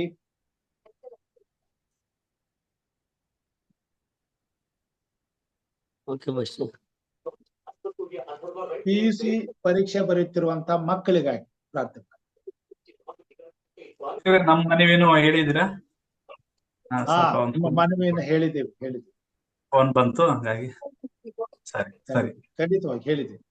ಸರಿ. ಹಲ್ಲೆಲೂಯಾ. ಸ್ತೋತ್ರಂ ಸ್ತೋತ್ರಂ ಸ್ತೋತ್ರಂ ಸ್ತೋತ್ರಂ ಸ್ತೋತ್ರಂ ಸ್ತೋತ್ರಂ ಸ್ತೋತ್ರಂ ಸ್ತೋತ್ರಂ. ಸರ್ವಶಕ್ತನಾದ ದೇವರೇ ನಿಮಗೆ ಸ್ತೋತ್ರ. ಅಪ್ಪ ತಂದೆಯ ಸ್ತೋತ್ರ, ನಿತ್ಯ ತಂದೆಯ ಸ್ತೋತ್ರ, ಜೀವವುಳ್ಳ ಯೇಸುವೆ ನಿಮಗೆ ಸ್ತೋತ್ರ ಉಂಟಾಗಲಿ. ಮತ್ತೊಂದು ಆವರ್ತಿ ಸ್ವಾಮಿ, ಈ ಸಂಜೆಯ ವೇಳೆ ನಾವೆಲ್ಲರೂ ಒಟ್ಟಾಗಿ ಸೇರಿ ದೇವ ನಿನ್ನ ವಾಕ್ಯಗಳನ್ನು ಕೇಳುವುದಕ್ಕೆ, ಹಾಡುಗಳನ್ನು ಕೇಳುವುದಕ್ಕೆ ನಮಗೆ ಅವಕಾಶ ಮಾಡಿಕೊಟ್ಟಂತ ದೇವರೇ ನಿಮಗೆ ಕೋಟ್ಯಾದಿ ಕೋಟಿ ಸ್ತೋತ್ರ ಸ್ವಾಮಿ. ಸರ್ವಶಕ್ತನಾದ ದೇವರೇ, ಬೆಳಗ್ಗೆಯಿಂದ ಸಂಜೆವರೆಗೂ, ಸಂಜೆಯಿಂದ ಬೆಳಗ್ಗೆವರೆಗೂ ನಮ್ಮನ್ನು ಆಶೀರ್ವದಿಸಿ ಎಲ್ಲ ಕೇಡುಗಣ್ಣಾದ್ರೆ ನಾವು ತಪ್ಪಿಸಿ ರಕ್ಷಿಸಿ ಕಾಪಾಡಿದ್ಯಪ್ಪ. ನಿಮಗೆ ಸ್ತೋತ್ರವಾಗಲಿ. ಸ್ತುತಿಗೂ ಮಹಿಮೆಗೂ ಪಾತ್ರನು ನೀನೇ ಸ್ವಾಮಿ. ನಿಮ್ಮನ್ನು ಸ್ತುತಿಸಿ ನಾವು ಕೊಂಡಾಡುವಾಗ ಸ್ವಾಮಿ, ನಿಮ್ಮ ಕೃಪೆಯು ನಮ್ಮ ಮೇಲೆ, ನಿಮ್ಮ ಮಹಿಮೆ ನಮ್ಮ ಮೇಲೆ ಇಳಿಯುವಂತೆ ನೀವು ನಮ್ಮನ್ನು ಆಶೀರ್ವದಿಸಿ ಸ್ವಾಮಿ. ಕರ್ತ ನಿಮಗೆ ಸ್ತೋತ್ರ ಉಂಟಾಗಲಿ ಸ್ವಾಮಿ. ಈ ಸಂಜೆ ವೇಳೆಯಲ್ಲಿ ಸ್ವಾಮಿ, ಬೋಧಕರು ತಿಳಿಸಿಕೊಟ್ಟಂತ ವಾಕ್ಯಗಳನ್ನು ಸ್ವಾಮಿ ನಾವು ಅರಿತುಕೊಂಡು, ಮನುಷ್ಯರು ಸಾಲ ಕೊಟ್ಟಾಗ ಯಾವ ರೀತಿನಲ್ಲಿ ತಗೊಳ್ಳುವಾಗ ಯಾವ ರೀತಿ ಮಾತಾಡ್ತಾರೆ, ಕೊಡುವಾಗ ಯಾವ ರೀತಿ ಮಾತಾಡ್ತಾರೆ ಅನ್ನೋದ್ರ ಬಗ್ಗೆ ಹೆಚ್ಚಿನ ವಿಷಯಗಳನ್ನು ತಿಳಿಸ್ಕೊಟ್ಟಿದ್ದಾರೆ. ಇವತ್ತಿನ ಈ ಲೋಕದ ಜನಗಳು ಯಾವ ರೀತಿನಲ್ಲಿ ಮೋಸ ಮಾಡ್ತಾ ಇದ್ದಾರೆ ಅನ್ನೋದ್ರ ಬಗ್ಗೆ ಸವಿಸ್ತಾರವಾಗಿ ತಿಳಿಸ್ಕೊಟ್ಟಂತ ಬೋಧಕರಾದ ರಾಜು ಪಾಸ್ಟರ್ನು ಅವರ ಕುಟುಂಬವನ್ನು ಹೆಚ್ಚಾಗಿ ಆಶೀರ್ವದಿಸಿ ಸ್ವಾಮಿ, ಬಲಪಡಿಸು ದೇವ. ಕರ್ತ ನಿನಗೆ ಸ್ತೋತ್ರವಾಗಲಿ ಸ್ವಾಮಿ.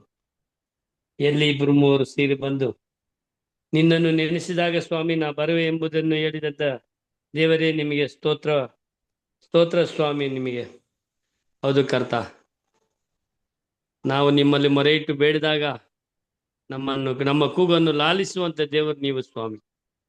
ಇವತ್ತಿನ ದಿವಸ ಸ್ವಾಮಿ, ಈ ಒಂದು ವಾಕ್ಯಗಳು ನಿನ್ನ ಪಾದಕ್ಕೆ ಮುಟ್ಟಿದ್ದೇನೆ. ಈ ವಾಕ್ಯಗಳೊಟ್ಟಿಗೆ ನಮ್ಮನ್ನು ಆಶೀರ್ವದಿಸು, ಬಲಪಡಿಸು. ಈ ಕೂಟದಲ್ಲಿ ಸೇರ್ತಕ್ಕಂಥ ಪ್ರತಿ ಒಬ್ಬೊಬ್ಬರು ನೀನು ಆಶೀರ್ವದಿಸು, ಬಲಪಡಿಸು ದೇವ. ಕರ್ತ ನಿನಗೆ ಸ್ತೋತ್ರವಾಗಲಿ ಸ್ವಾಮಿ. ಅಪ್ಪ, ಕೆಲವು ಜನರು ಸ್ವಾಮಿ ನಮ್ಮ ವಿಜ್ಞಾಪನೆ ಪ್ರಾರ್ಥನೆ ಮಾಡಿದಂಥ ವಿಜ್ಞಾಪನೆಗಳನ್ನು ಕೊಟ್ಟಿದ್ದಾರೆ ಸ್ವಾಮಿ. ಅವ್ರಿಗಾಗಿ ನಾನು ಬೇಡ್ತಾ ಇದ್ದೀನಿ ಸ್ವಾಮಿ, ನಿನ್ನಲ್ಲಿ ಮೊರೆ ಇಟ್ಟು ಬೇಡ್ತಾ ಇದ್ದೀನಿ. ನಮ್ಮ ಮೊರೆಯನ್ನು ಲಾಲಿಸು, ನಮ್ಮ ಪ್ರಾರ್ಥನೆಗೆ ಸದುತ್ತರವನ್ನು ಕೊಡು. ನಾವು ನಿನ್ನಲ್ಲಿ ಏನ್ ಬೇಡಿರ್ತೀವೋ ಅದು ಆಶೀರ್ವಾದ ಮೂಲಕ ನೆರವೇರಿಸಿಕೊಡು ದೇವ. ಕರ್ತ ನಿನಗೆ ಸ್ತೋತ್ರ ಉಂಟಾಗಲಿ. ದಯಾನಂದ ಅವರ ಆರೋಗ್ಯಕ್ಕಾಗಿ, ಪಂಕಜಮ್ಮ ಅವರ ಆರೋಗ್ಯಕ್ಕಾಗಿ ನಿನ್ನಲ್ಲಿ ಮೊರೆ ಇಟ್ಟು ಬೇಡ್ತಾ ಇದ್ದೀನಿ ಸ್ವಾಮಿ.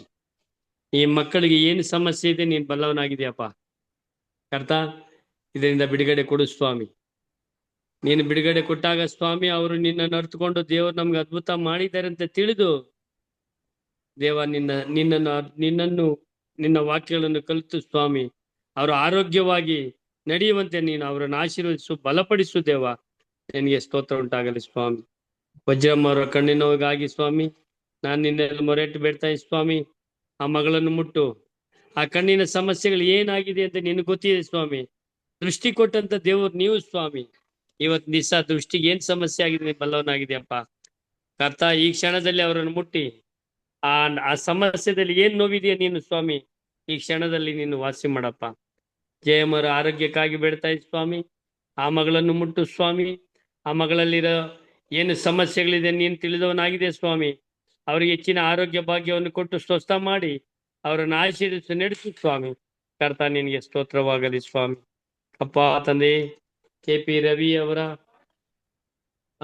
ರವಿ ಅವರ ಒಂದು ದೇವಾಲಯದ ದುರಸ್ತಿಗಾಗಿ ಸ್ವಾಮಿ ನಿನ್ನಲ್ಲಿ ಮೊರೆ ಇಡ್ತಾ ಇದ್ದ ಸ್ವಾಮಿ. ಊರಲ್ಲಿ ಹಳ್ಳಿಗಳಲ್ಲಿ ಸ್ವಾಮಿ ನಿನ್ನ ಆಲಯ ಕಟ್ಟುವಂತೆ ಸ್ವಾಮಿ ಪ್ರತಿಯೊಬ್ಬರು ಮಾತಾಡುವಾಗ ಸ್ವಾಮಿ ಸತ್ಯವೇದದಲ್ಲಿ ತಿಳಿಸ್ಕೊಟ್ಟಿದ್ದೀರಪ್ಪ ನೀವೇನೆ. ಅದೇ ರೀತಿಯಲ್ಲಿ ಸ್ವಾಮಿ ಆದಷ್ಟು ಬೇಗನೆ ಯಾರು ಇದಕ್ಕೆ ಅಧಿಕಾರಿಗಳಾಗ್ಲಿ ಇತರರಿಂದ ಯಾರಿಂದನೇ ಆಗ್ಲಿ ಸ್ವಾಮಿ ಆದಷ್ಟು ಬೇಗನೆ ಬಂದು ಸ್ವಾಮಿ ಆ ಒಂದು ದೇವಾಲಯವನ್ನು ಕಟ್ಟಿ ಅಲ್ಲಿ ಹೆಚ್ಚಿನ ಜನರು ಬಂದು ನಿನ್ನನ್ನು ಆರಾಧಿಸಿ ಕೊಂಡಾಡುವಂತೆ ಸ್ವಾಮಿ. ಕರ್ತ, ಆ ಒಂದು ಕಟ್ಟಡವನ್ನು ನಿರ್ಮಾಣವಾಗುವುದಕ್ಕೆ ನಿನ್ನ ಅಭ್ಯಾಸವನ್ನು ಚಾಚಿ ಆಶೀರ್ವದಿಸು. KP ರವಿ ಅವರ ಕುಟುಂಬವನ್ನು ಅವರ ಮಕ್ಕಳನ್ನು ಕೂಡ ನೀನು ಆಶೀರ್ವಾದ ಮಾಡು ಸ್ವಾಮಿ. ಕರ್ತನೆ, PUC ಓದತಕ್ಕಂಥ ಮಕ್ಕಳನ್ನು ಕೂಡ ನಿನ್ನ ಪಾದಕ್ಕೆ ಒಪ್ಪಿಸ್ತಾ ಇದ್ದ ಸ್ವಾಮಿ. ಕರ್ತ ದೇವ, ನಿನಗೆ ಸ್ತೋತ್ರ ಉಂಟಾಗಲಿ ಸ್ವಾಮಿ. ನೀನೇ ನಮಗೆ ಜ್ಞಾನವನ್ನು, ಆಲೋಚನೆಯನ್ನು, ಒಳ್ಳೆ ಬುದ್ಧಿಯನ್ನು ಕೊಡುವಂತ ದೇವರು ನೀವು ಸ್ವಾಮಿ. ಇವತ್ತಿನ ದಿವಸ ಮಕ್ಕಳಿಗೆ ಅವ್ರಿಗೆ ಒಳ್ಳೆ ಆಲೋಚನೆ ಕೊಡು ಸ್ವಾಮಿ, ಒಳ್ಳೆ ಜ್ಞಾನ ಕೊಡು. ಕಲಿತಿರ್ತಕ್ಕಂಥ ಪ್ರತಿಯೊಂದು ವಾಕ್ಯ, ಪ್ರತಿಯೊಂದು ಅಕ್ಷರಗಳನ್ನು ಸ್ವಾಮಿ ಅವರ ಗಮನದಲ್ಲಿ ಇಟ್ಟುಕೊಂಡು ಯಾವ ಕ್ವಶನ್ಗೆ ಏನ್ ಆನ್ಸರ್ ಬರಿಬೇಕನ್ನೋದು ಕೂಡ ಸ್ವಾಮಿ ನೀನು ತಿಳಿಸ್ಕೊಡಪ್ಪ. ಹೆಚ್ಚಿನ ಅಂಕಗಳನ್ನು ಪಡೆದು ಸ್ವಾಮಿ ಅವರು ಒಳ್ಳೆ ರೀತಿಯಲ್ಲಿ ಉತ್ತೀರ್ಣರಾಗಿ ಶಾಲೆಯಿಂದ ಸ್ವಾಮಿ ನೀನು ಅವರನ್ನು, ಆ ಮಕ್ಕಳನ್ನು ಆ ಶಾಲೆಯಲ್ಲಿ ಇರುವಾಗ ಅವರನ್ನು ಆಶೀರ್ವಿಸು. ನಿನ್ನ ಅಭ್ಯಾಸವನ್ನು ಅವರ ತಲೆ ಮೇಲೆ ಇಟ್ಟು ಸ್ವಾಮಿ ನೀನು ಕಾಪಾಡಪ್ಪ. ಕರ್ತ, ನೀನು ಎಷ್ಟೋ ಉಪಕಾರಗಳನ್ನು ಮಾಡಿದ್ಯಪ್ಪ. ಇವತ್ತಿನ ದಿವಸ ನಾವು ಅಲ್ಪರಾದ ಮಾನವರು ಸ್ವಾಮಿ, ಒಂದು ಕ್ಷಣ ನಿಮ್ಮನ್ನು ಮರೆತು ಬಿಡ್ತೀವಿ ಸ್ವಾಮಿ. ಆ ಮಕ್ಕಳು ಸ್ವಾಮಿ ನಿನ್ನ ಮಕ್ಕಳು ಸ್ವಾಮಿ. ಅವರು ನೀನು ಮಾಡಿದಂಥ ಉಪಕಾರಗಳಿಂದನೂ ಮರೆಯದಂತೆ ಸ್ವಾಮಿ ನಿನ್ನನ್ನೇ ಅರ್ಥಕೊಂಡು ಮುಂದಿನ ದಿನಮಾನಗಳಲ್ಲಿ ಸಾಕ್ಷಿ ಮಕ್ಕಳಾಗಿ ನಿಂತು ನಿನ್ನ ಸೇವೆ ಮಾಡ್ತಾರೆ ಸ್ವಾಮಿ. ಆ ಮಕ್ಕಳನ್ನು ಆಶೀರ್ವದಿಸು, ಬಲಪಡಿಸು ಸ್ವಾಮಿ. ಮತ್ತೊಂದು ಆವರ್ತಿ ಸ್ವಾಮಿ ಈ ಕೂಟದಲ್ಲಿ ಸೇರ್ತಕ್ಕಂಥ ಪ್ರತಿಯೊಂದು ಕುಟುಂಬಗಳನ್ನು ನಿನ್ನ ಪಾದಕ್ಕೆ ಒಪ್ಪಿಸ್ತಾ ಇದ್ದೀನಿ ಸ್ವಾಮಿ. ನಿನ್ನ ರೆಕ್ಕೆಗಳಲ್ಲಿ ಮುಚ್ಚು ಮರಮಾಡಿ, ಕೋಳಿ ಮರಿಗಳ ತನ್ನ ರೆಕ್ಕೆಗಳಲ್ಲಿ ಯಾವ ರೀತಿ ಬಚ್ಚಿಟ್ಟುಕೊಂಡು ಅವು ಯಾವ ರೀತಿಯಲ್ಲಿ ಸಾಕ್ತಾ ಇದ್ದಾರೆ ಸ್ವಾಮಿ, ಅದೇ ರೀತಿಯಲ್ಲಿ ಈ ಕೂಟದಲ್ಲಿ ಸೇರ್ತಕ್ಕಂಥ ಪ್ರತಿ ಒಬ್ಬೊಬ್ಬರನ್ನು ಕೂಡ ನೀನು ಆಶೀರ್ವದಿಸು. ಅವರ ಸಮಸ್ಯೆಗಳೇನಿದೆ ಸ್ವಾಮಿ ನೀನು ಬಲ್ಲವನಾಗಿದೆಯಪ್ಪ. ಯಾರ್ಯಾರ ಮನೆಗಳಲ್ಲಿ ಏನೇನು ಕಷ್ಟಗಳಿದೆಯೋ, ತೊಂದರೆಗಳಿದೆಯೋ, ಬಾಧೆಗಳಿದೆಯೋ ಅವೆಲ್ಲವನ್ನು ನೀನು ಬಲ್ಲವನಾಗಿದೆಯಾ ಸ್ವಾಮಿ. ನೀವು ಇವತ್ತಿನ ದಿವಸ ಸ್ವಾಮಿ ಈ ವಾಕ್ಯಗಳೊಟ್ಟಿಗೆ ಅವರ ಕುಟುಂಬಗಳಲ್ಲಿ ಬಿಡುಗಡೆ ಕೊಟ್ಟು ಸ್ವಾಮಿ ನೀನು ಮಾಡಿದಂಥ ಉಪಕಾರವನ್ನು ಸ್ಮರಿಸಿ ನಿನ್ನ ಮಕ್ಕಳಾಗಿ ಜೀವಿಸುವಂತೆ ಪ್ರತಿ ಒಬ್ಬೊಬ್ಬರ ಹೃದಯಗಳಲ್ಲಿ ನೀನು ಕಾರ್ಯ ಮಾಡು ಸ್ವಾಮಿ. ನಿನಗೆ ಕೋಟಿ ಸ್ತೋತ್ರ ಸ್ವಾಮಿ. ಅಪ್ಪ ತಂದೆ, ಈಗ ಸ್ವಾಮಿ ನಮ್ಮ ಕುಟುಂಬವನ್ನು ಕೂಡ ನಿನ್ನ ಪಾದಕ್ಕೆ ಒಪ್ಪಿಸ್ತಾ ಇದ್ದೀನಿ ಸ್ವಾಮಿ. ನಮ್ಮ ಕುಟುಂಬದಲ್ಲಿರೋ ಪ್ರತಿಯೊಬ್ಬರು ನಿನ್ನ ರಕ್ಷಣೆ ಹೊಂದಿ ನಿನ್ನ ವಾಕ್ಯಗಳನ್ನು ಕಲಿತು ನಿನಗೆ ಮಹಿಮೆ ತರುವಂತ ಮಕ್ಕಳಾಗಿ ಬೆಳೆಯುವಂತೆ ಪ್ರತಿ ಒಬ್ಬೊಬ್ಬರನ್ನು ಕೂಡ ನೀನು ಪ್ರತಿಯೊಬ್ಬೊಬ್ಬರ ಹೃದಯಗಳಲ್ಲಿ ನೀನು ಕಾರ್ಯ ಮಾಡು. ಅವರನ್ನು ಎಚ್ಚರಿಸು, ಬಲಪಡಿಸು ಸ್ವಾಮಿ. ಕರ್ತ, ನಿನಗೆ ಸ್ತೋತ್ರ ಉಂಟಾಗಲಿ ಸ್ವಾಮಿ. ಈಗ ಅಪ್ಪ ಮತ್ತೊಂದು ಆವರ್ತಿ ನಮ್ಮ ಬೋಧಕರಾದ ರಾಜು ಪಾಸ್ಟರ್ನ ಕುಟುಂಬನವ್ರ ಮಕ್ಕಳನ್ನು ಕೂಡ ನೀನು ಪಾದಕ್ಕೆ ಒಪ್ಪಿಸ್ತಾ ಇದ್ದೀನಿ ಸ್ವಾಮಿ. ಇನ್ನ ಹೆಚ್ಚಿನ ಬಲವನ್ನು, ಶಕ್ತಿಯನ್ನು ಕೊಡು ಸ್ವಾಮಿ. ಈ ಒಂದು ಎಚ್ಚರವಾಗಿದ್ದು ಪ್ರಾರ್ಥಿಸಿರಿ. ಸಬ್ಬತ್ ದಿನವೂ ಕೂಡ ಸ್ವಾಮಿ ಎಂದು ಯಾವತ್ತು ನಿಲ್ಲದಂತೆ ಸ್ವಾಮಿ ಈ ಒಂದು ವಿಷಯ ಸ್ವಾಮಿ ಭೂಮಿಯ ಕಟ್ಟ ಕಡೆಯವರು ತಲುಪುವಂತೆ ಒಬ್ಬರಿಂದ ಒಬ್ಬರಿಂದ ತಿಳಿಸಿಕೊಟ್ಟು ಈ ಒಂದು ಕಾರ್ಯಕ್ರಮ ಯಶಸ್ವಿಯಾಗಿ ನಡೆದು ಇತರರಿಗೆ ಮಾದರಿಯಾಗಿ ಹೆಚ್ಚಿನ ಜನರು ಸ್ವಾಮಿ ಈ ವಾಕ್ಯಗಳನ್ನು ಕೇಳುವಂತೆ, ಈ ಒಂದು ಸಮಯದಲ್ಲಿ ಕೂತು ನಿನ್ನ ವಾಕ್ಯಗಳನ್ನು ಆಲಿಸುವಂತೆ ಪ್ರತಿಯೊಬ್ಬೊಬ್ಬರಲ್ಲೇನು ನೀನು ಕಾರ್ಯ ಮಾಡು ಸ್ವಾಮಿ. ಅಪ್ಪ ಕರ್ತ, ಬೋಧಕರು ಸ್ವಾಮಿ ಈ ಸೆವೆಂತ್ ಅಡ್ವೆಂಚರ್ ಎಲ್ಲರನ್ನೂ ಕೂಡ ಸ್ವಾಮಿ ಒಂದು ಜಾಗದಲ್ಲಿ ಕೂರಿಸಿ ಅವ್ರ ಹತ್ರ ಎಲ್ಲ ಅವರ ಸಮಸ್ಯೆಗಳೆಲ್ಲ ತಿಳ್ಕೊಳ್ಳೋಣ ಅನ್ನೋ ಒಂದೇ ಒಂದು ವಿಷಯಕ್ಕಾಗಿ ಸ್ವಾಮಿ ಮೈಸೂರಲ್ಲಿ ಒಂದು ಕೂಟನ ಏರ್ಪಾಟ್ ಮಾಡ್ತಾ ಇದ್ದಾರೆ ಸ್ವಾಮಿ. ಈ ಒಂದು ಕೆಲಸಕ್ಕೆ ಸ್ವಾಮಿ ನೀನು ಹೆಚ್ಚಿನ ಶಕ್ತಿಯನ್ನು, ಬಲವನ್ನು ಅವರು ಕೊಡು ಸ್ವಾಮಿ. ಇದಕ್ಕೆ ಯಾರ್ಯಾರು ಭಾಗಿಗಳಾಗ್ತಾ ಇದ್ದಾರೆ ಸ್ವಾಮಿ, ಅವರನ್ನು ಕೂಡ ಸ್ವಾಮಿ ನೀನು ಹೆಚ್ಚಾಗಿ ಆಶೀರ್ವದಿಸು. ಅವ್ರಿಗೂ ಬಲವನ್ನು ಶಕ್ತಿಯನ್ನು ಕೊಡು. ಯಾರ್ಯಾರು ಈ ಒಂದು ಕಾರ್ಯಕ್ರಮಕ್ಕೆ ಬರ್ಬೇಕಂತಿದ್ದಾರೆ ಸ್ವಾಮಿ, ಅವರೆಲ್ಲರೂ ಬಂದು 3 ದಿವಸ ಸ್ವಾಮಿ ನಿನ್ನ ಆರಾಧನೆಯಲ್ಲಿ ನಿನ್ನನ್ನು ಕೊಂಡಾಡಿ, ನಿನ್ನನ್ನು ಸ್ತುತಿಸಿ, ನಿನ್ನನ್ನು ಘನಪಡಿಸುವಂತೆ ಪ್ರತಿ ಒಬ್ಬೊಬ್ಬರ ಆತ್ಮದಲ್ಲಿ ಕೂಡ ನೀನು ಕಾರ್ಯ ಮಾಡಿ ನಡೆಸು ದೇವ. ನಿನಗೆ ಕೋಟಿ ಸ್ತೋತ್ರ ಸ್ವಾಮಿ. ಅಪ್ಪ ತಂದೆ, ನಾನು ಮಾಡಿದ ಪ್ರಾರ್ಥನೆಯಲ್ಲಿ ಏನಾದರೂ ಲೋಪದೋಷವಿದ್ದರೆ ಸ್ವಾಮಿ, ಈ ಕ್ಷಣದಲ್ಲಿ ನೀನು ತೆಗೆದಾಕಿ ಪ್ರಾರ್ಥನೆ ಮುಖಾಂತರ ಬೇಡಿದೆಲ್ಲವನ್ನು ನೀನು ಆಶೀರ್ವದಿಸು ಸ್ವಾಮಿ. ಕರ್ತ, ನಿನ್ನ ಪಾದಕ್ಕೆ ಅಡ್ಡ ಬಿದ್ದು ಬೇಡ್ತಾ ಇದ್ದೆ ಸ್ವಾಮಿ, ನೀನು ಆಶೀರ್ವದಿಸ್ತೀರಾ, ನಿನ್ನ ಮಕ್ಕಳನ್ನು ಕಾಯ್ತೀರಾ ಅಂತ ಸ್ವಾಮಿ ನಾವು ನಂಬಿದೀವಿ ಸ್ವಾಮಿ. ನಮಗೆ ತಂದೆ, ತಾಯಿ, ಗುರು, ದೈವ ಎಲ್ಲವೂ ನೀನೇ ಸ್ವಾಮಿ. ನಾವು ನೀವಲ್ಲದೆ ದೇವರು ಬೇರೆ ಯಾವ ದೇವರು ನಮಗಿಲ್ಲಪ್ಪ. ಯಾಕಂದ್ರೆ ಸ್ವಾಮಿ, ನಾವು ನಿನ್ನ ಸೇವೆ ಬಂದಾಗಿನಿಂದ ಇವತ್ತಿನವರೆಗೂ ಸ್ವಾಮಿ, ನಿನ್ನ ಒಂದು ಕ್ಷಣವೂ ನಿನ್ನನ್ನು ಮರೆಯದಂತೆ ನಾವು ನಿನ್ನ ಒಂದು ವಾಕ್ಯಗಳೊಟ್ಟಿಗೆ ಜೀವಿಸ್ತಾ ಇದ್ದೀವಿ ಸ್ವಾಮಿ. ಕರ್ತ, ನಮ್ಮನ್ನು ಕೂಡ ಆಶೀರ್ವದಿಸು. ಈ ಕೂಟದಲ್ಲಿ ಸೇರ್ತಕ್ಕಂಥ ಪ್ರತಿಯೊಬ್ಬೊಬ್ಬರನ್ನು ಆಶೀರ್ವದಿಸು, ಬಲಪಡಿಸು. ಪ್ರತಿಯೊಬ್ಬರಿಗೂ ಸ್ವಾಮಿ ಸಂತೋಷವಾಗಿ ಇವತ್ತು ದಿವಸ ಮನೆಗೆ ಹೋಗಿ ನಾವು ಕೇಳಿದಂಥ ವಾಕ್ಯಗಳು ನಮ್ಮ ಆತ್ಮಕ್ಕೆ ಶಾಂತಿ, ಧೈರ್ಯ, ಶಕ್ತಿ ಬಂದಿದೆಯಪ್ಪ. ದೇವರೇ, ನಿಮಗೆ ಕೊಂಡಾಟವಾಗಲಿ ಅಂತ ಹೇಳಿ ಹೊಟ್ಟೆ ತುಂಬಾ ಊಟ ಮಾಡಿ, ಕಣ್ ತುಂಬಾ ನಿದ್ದೆ ಮಾಡಿ, ಮುಂಜಾನೆ ಎದ್ದು ಸ್ವಾಮಿ ಎಚ್ಚರವಾಗಿದ್ದು ಪ್ರಾರ್ಥಿಸಿ ಕಾರ್ಯಕ್ರಮದಲ್ಲಿ ಸೇರಿ ಮತ್ತೊಂದು ಆವರ್ತಿ ನಿನ್ನ ವಾಕ್ಯಗಳನ್ನು ಕೇಳುವಂತೆ ಪ್ರತಿ ಒಬ್ಬೊಬ್ಬರನ್ನು ಆಶೀರ್ವದಿಸಿ ಕಾಯ್ದು ಕಾಪಾಡುತ್ತಾ ಬರಬೇಕೆಂದು ಪ್ರಭು ರಕ್ಷಕನು ಯೇಸು ಕ್ರಿಸ್ತನ ಒಂದೇ ನಾಮದಲ್ಲಿ ಬೇಡಿ ಹೊಂದಿದ್ದೇನೆ ನಮ್ಮ ಜೀವವುಳ್ಳ ತಂದೆಯೇ. ಆಮೇನ್. ಆಮೇನ್. ಪರಲೋಕದ ಪ್ರಾರ್ಥನೆ ಮಾಡಿಕೊಳ್ಳೋಣ. ಪರಲೋಕದಲ್ಲಿರುವ ನಮ್ಮ ತಂದೆಯೇ, ನಿನ್ನ ನಾಮವು ಪರಿಶುದ್ಧದಿಂದ ಎಣಿಸಲ್ಪಡಲಿ, ನಿನ್ನ ರಾಜ್ಯವು ಬರಲಿ, ನಿನ್ನ ಚಿತ್ತವು ಪರಲೋಕದಲ್ಲಿ ನೆರವೇರುವ ಪ್ರಕಾರ ಭೂಲೋಕದಲ್ಲಿ ನೆರವೇರಲಿ. ನಮ್ಮ ಅನುದಿನದ ಆಹಾರವನ್ನು ಇವತ್ತು ನಮಗೆ ದಯಪಾಲಿಸಿಕೊಡು. ನಮಗೆ ತಪ್ಪು ಮಾಡಿದವರನ್ನು ನಾವು ಕ್ಷಮಿಸಿದಂತೆ ನಮ್ಮ ತಪ್ಪುಗಳನ್ನು ಕ್ಷಮಿಸು. ನಮ್ಮನ್ನು ಶೋಧನೆಯೊಳಗೆ ಸೇರಿಸಲು ಕೇಡಿನಿಂದ ತಪ್ಪಿಸು. ಯಾಕೆಂದರೆ ರಾಜ್ಯವು, ಬಲವು, ಮಹಿಮೆಯು ಸದಾಕಾಲ ನಿನ್ನದೇ ಸ್ವಾಮಿ. ಆಮೆನ್. ನಮ್ಮ ತಂದೆಯಾದ ದೇವರ ಪ್ರೀತಿಯು, ನಮ್ಮ ರಕ್ಷಕನಾದಂತ ಯೇಸು ಕ್ರಿಸ್ತನ ಕೃಪೆಯು, ಪರಿಶುದ್ಧಾತ್ಮ ದೇವರ ಅನ್ಯೋನ್ಯತೆಯು, ಐಕ್ಯತೆಯು, ಸಹವಾಸವು ಈಗಲೂ ಯಾವಾಗಲೂ ನಿರಂತರವು ಕೂಡಿ ಬಂದಿರುವಂತಹ ನಿನ್ನ ಭಕ್ತರ ಸಂಗಡ, ಅವರ ಕುಟುಂಬ ಮಕ್ಕಳ ಸಂಗಡ, ಈ ಕಾರ್ಯಕ್ರಮದಲ್ಲಿ ಭಾಗವಹಿಸಿ ದೂರವಾಣಿಯ ಮುಖಾಂತರವಾಗಿ, ಈ ಒಂದು ವಾಹಿನಿಯ ಮುಖಾಂತರವಾಗಿ ಸಂದೇಶವನ್ನು ಕೇಳುವಂತ ಪ್ರತಿಯೊಬ್ಬ ಮಕ್ಕಳ ಸಂಗಡವು ಸದಾಕಾಲ ನೆಲೆಯಾಗಿರ್ಲಿ ಸ್ವಾಮಿ. ಆಮೇನ್. ಆಮೇನ್.